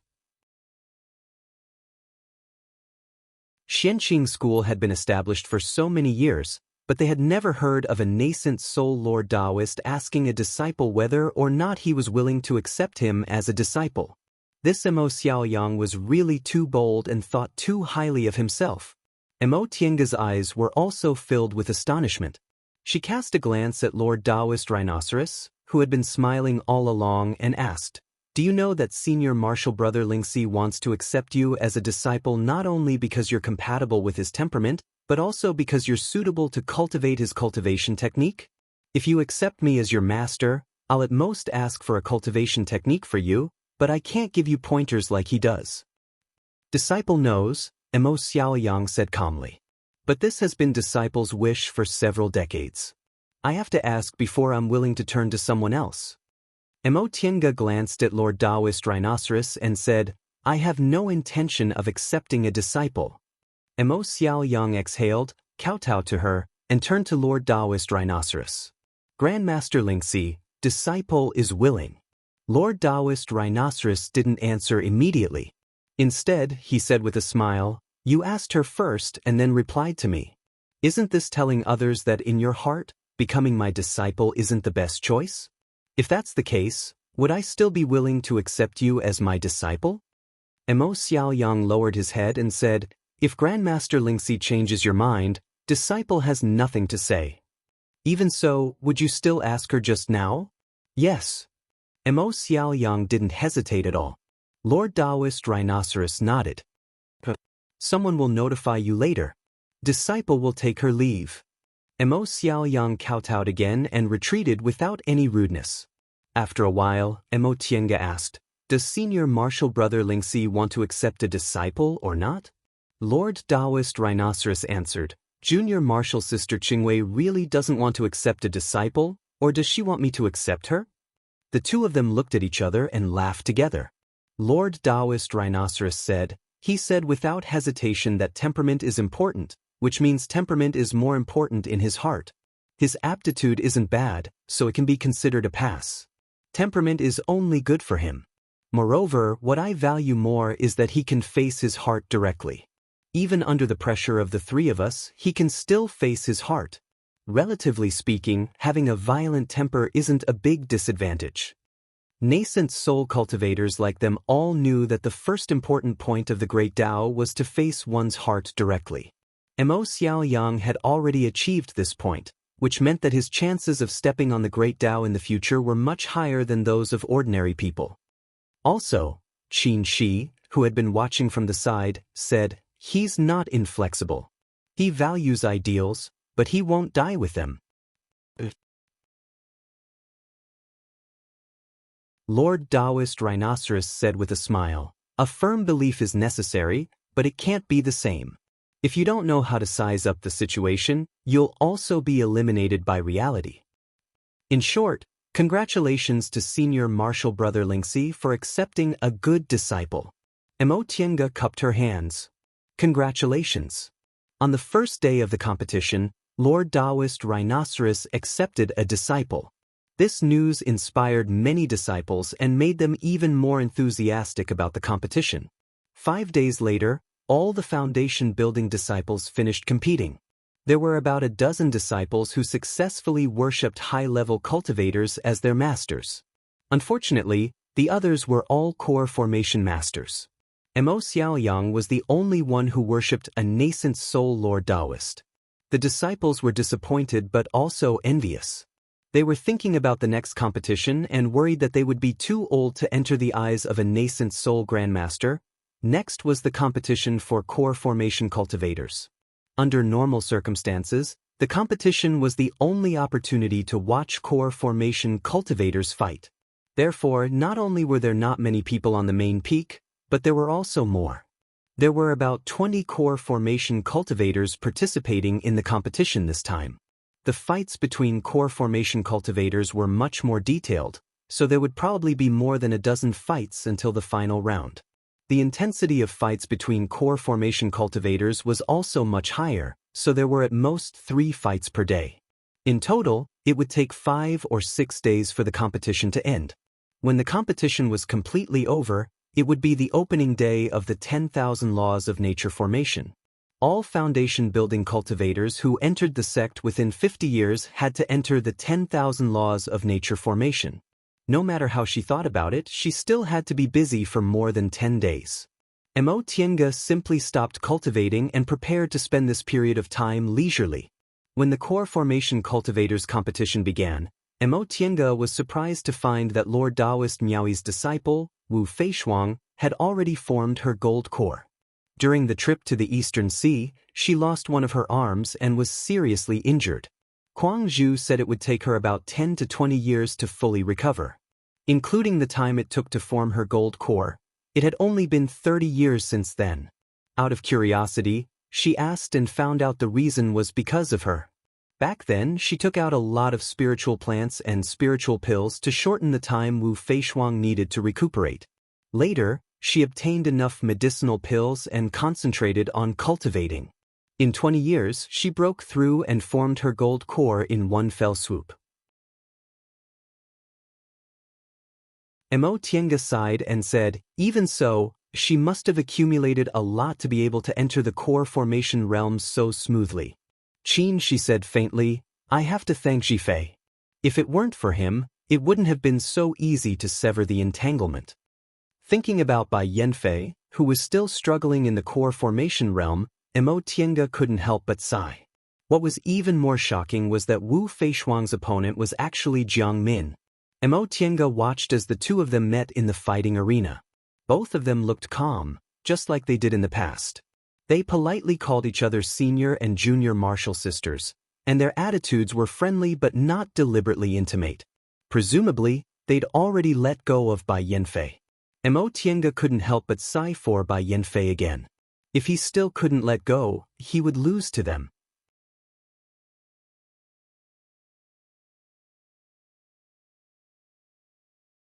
Chapter 657.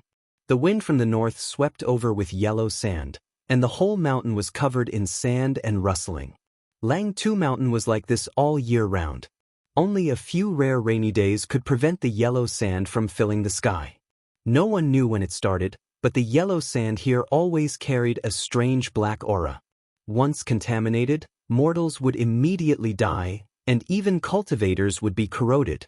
Many cultivators in the Celestial Pole knew that Langtu Mountain was one of the 3 most dangerous places in the extreme west, but almost no one knew that it was the abode of the number 1 cultivator in the Celestial Pole. In the sky full of sand, a black-clothed man leisurely stepped onto Langtu Mountain, ignoring the yellow sand as he walked step by step toward the belly of the mountain. There was a place in the belly of the mountain that was buried by yellow sand, but nascent soul cultivators could feel different auras coming from there. The black-clothed man stopped, made a complicated hand seal, and pushed gently. A deep cave suddenly appeared, and he walked in. Who? A gloomy shout came from the dark abode. The black-clothed man stopped and sighed softly. Master, you're so confident in yourself that you didn't even change the method to open the door. Her clear and pleasant voice was completely different from the hoarseness of the past. Master Song Feng paused for a moment, and devil aura suddenly surged in the gloomy cave. It's you. His voice was tense, and every word was full of anger. It's me. Nie Wuxiang gently waved her sleeves, and the devil aura around her became calm. Sensing her aura, Master Song Feng was shocked and angry. You're actually in the middle stage of nascent soul. How long has it been? Where did you get the technique? He unconsciously touched his Qianquan bag, and the prime devil steel was still there. The prime devil technique in your hands isn't the only one in the world, Nie Wuxiang said with a smile. Master has been awe-inspiring for so long that he seems to have forgotten to be vigilant. Master Song Feng naturally didn't forget that several great cultivators besieged him in Sandstorm City several decades ago. He was even forced to give up his body and return to Langtu Mountain, always vigilant.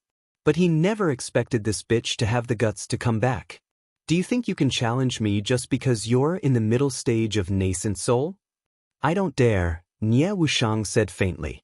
That's why I came back before you recovered. You're smart. Master Song Feng sneered. But you're too confident. Really? Nie Wuxiang didn't care about his attitude at all. She suddenly asked, Master, do you want to know where I got my primordial devil great technique? Master Song Feng didn't answer right away. After a while, a cold snort came from the devil aura. What are you planning? Nie Wuxiang showed a faint smile. I just want to tell you how narrow-minded you are. As soon as she finished speaking, the devil aura inside the cave seemed to sense Master Song Feng's mood and fluctuated, but the devil aura couldn't get close to her.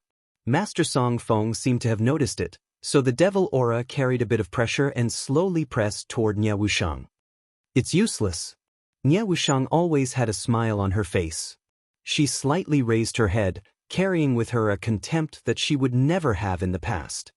Master, do you still not understand?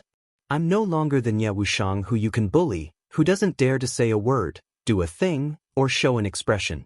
The gloomy cave and the pitch-black devil aura made her skin look fairer and her face as white as snow. Master Song Feng was in a trance for a moment. He seemed to see traces of another person on her face, and he clenched his teeth. After a long time, he asked solemnly, "Where did you get your primordial devil great technique?" Nie Wuxiang chuckled. "You finally asked." She paused and said, "Then have you ever thought that since there's a white tiger sacrificial temple, is there an azure dragon, vermilion bird, and black tortoise?" Master Song Feng was stunned. It wasn't that he didn't think about this back then, but he was already very lucky to find a sacrificial temple. How could he find another one? Could it be that this B*Tsich really had such a lucky chance? Thinking of this possibility, Master Song Feng felt very upset. In this world, you're not the only one who practices the primordial devil great technique. As far as I know, there are 2 other people besides us. One was Yang Qingji, and the other was that unlucky Mei Feng, the Lord of Descending Star City who was killed. Master, you're indeed a rare cultivation genius in the world, but unfortunately, you went the wrong way at the beginning. When you comprehended the real primordial devil great technique, it was already too late. Nie Wuxiang's tone was gentle and calm, and she spoke at a moderate speed as if she didn't care about him at all.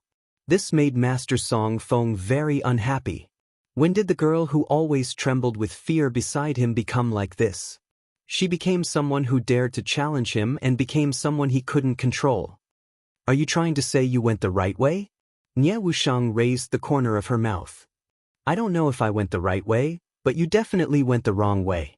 She raised her eyebrows. Do you think it's very unfair? We both practice the primordial devil great technique, but you still can't have a complete body after giving up your corporeal body and seizing it again, while I'm not affected at all. Oomph. Master Song Feng's heart stirred slightly, but he just snorted coldly. Nie Wuxiang ignored him and continued, "First, you took a detour before. Second, maybe you didn't notice that the primordial devil great technique doesn't only cultivate primordial devil aura." The gloomy cave was silent. No one knew what Master Song Feng was feeling at the moment. Nie Wuxiang's voice rang quietly. "Master, you've entered the nascent soul realm for so many years, but why haven't you broken through? Is it because your cultivation level isn't high enough, or you can't break through at all?" Master Song Feng, who was in the dark, was greatly shocked. He shouted, "What did you say?" With a chuckle, Nie Wuxiang said, "I didn't understand before, but after practicing the primordial devil great technique and slowly thinking about the past, I realized." Her gaze shifted to the figure in the dark. "Master, is it because your corporeal body can't bear the burden after you entered the nascent soul realm, so you cultivated primordial devil aura cloud and tried to replace your corporeal body?" Her voice was very calm, but it made Master Song Feng feel an aggressive sharpness, and the content of her words frightened him even more. When did the girl who was by his side, carefully seeking a slim chance of survival, become like this? It seems I guessed right. After waiting for a long time for no answer, Nie Wuxiang smiled. "You comprehended the wrong technique at the beginning, giving the dead aura a chance to corrode your corporeal body. If you made a prompt decision to seize a body to be reborn, you could have cut off all hidden dangers. Unfortunately, you didn't know at that time. By the time you realized something was wrong, it was already too late. The dead aura even corroded your primordial spirit." A smile hung on Nie Wuxiang's face, but her gaze became sharper and sharper. "So, even if you seized a body, you're still a skeleton." As soon as he finished speaking, the devil chi suddenly spread out, forcing away the original aura, revealing a figure sitting cross-legged on a stone platform. This figure was so thin that he could barely hang on to his clothes. When he raised his face, there was a mixture of blood-red rotten flesh and white bones, creating a nauseating scene. "Master, long time no see," Nie Wuxiang said softly. "Umph." Primordial devil aura surged again, attaching to the skeleton. Before long, it once again turned into a black cloud, looking exactly the same as Master Song Feng's usual appearance. Right after that, a powerful aura spread out and pressed down on Nie Wuxiang. Nie Wuxiang's eyes were cold. She made a hand seal with both hands and mobilized the devil aura to resist Master Song Feng's spiritual pressure. "You're really her daughter," Master Song Feng said hoarsely. "I underestimated you." Nie Wuxiang's heart stirred and she slowly asked, "Master, it's been so many years. Have you ever thought about my mother?" The primordial devil aura in the cave fluctuated imperceptibly. Nie Wuxiang continued, "When you beat and tortured me, were you thinking about my mother?" "Shut up," Master Song Feng shouted in a low voice. "If you want to die faster, continue talking." Nie Wuxiang smiled. "Do I look a bit like my mother?" "That's why every time you tortured me, you called me a bitch.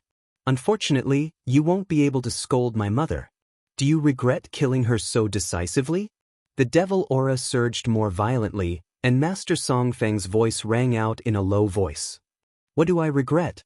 That bitch received her retribution long ago. She had an affair behind my back, but unfortunately, that man didn't take responsibility at all. How do you think I found you and your mother? That man told me himself." Nie Wuxiang's gaze changed, and her smile disappeared. "But don't worry, I've already killed him. People like him deserve to die." "Ha!" Master Song Feng burst into laughter. The sound of the skeleton and the gloomy tone made it sound like an evil ghost crawling out of hell, making people's hair stand on end. Nie Wuxiang suddenly curled her lips into a smile, obviously imitating Jing Xingji's actions. She said mockingly, "Then I really have to thank you. This kind of man indeed deserves to die. If he's still alive, I'll take his life with my own hands." Her gaze fell on Master Song Feng again. "Master, why do you have to do this? With your current appearance, you're neither a human nor a ghost. You can't break through to the late nascent soul realm and advance to the deification realm so that your primordial spirit can unite with your body and get rid of the death aura. You also can't kill your enemies as you please, so why are you still alive? Your enemies are getting stronger, but you're slowly losing your vitality. Even if I didn't come back, your lifespan would have come to an end in a few hundred years. You'll have no hope in this life. What? You want to attack me with this?" Master Song Feng was unmoved. "Bitch, you're still too inexperienced. I'm just stating a fact." Nie Wuxiang put on a pair of boxing gloves and said slowly, "You're like the sun setting in the western mountains, about to turn into a tree. Accept your fate." Right after she said that, primordial devil aura gathered in her fists and punched out. The primordial devil aura in the cave surged violently like waves, making it hard to tell who it belonged to. Master Song Feng, who had already turned into a black cloud again, snorted coldly and said, "Naive." On the black cloud, Master Song Feng raised a small flag. "You rashly ran into someone else's cave and still want to kill them?" He waved the small flag, but there was no movement at all. Master Song Feng was startled and stared at the small flag in his hand. This was a formation flag without a doubt, and it didn't lose its effect, so why? You're right. Since I dared to come in, how could I not be confident? As Nie Wuxiang spoke, several magic crystals soaked in death aura flashed in the eye of the formation. You're tuning in to the Wang Lin's Journey YouTube channel. Don't forget to subscribe and join us on this journey to catch the most captivating stories.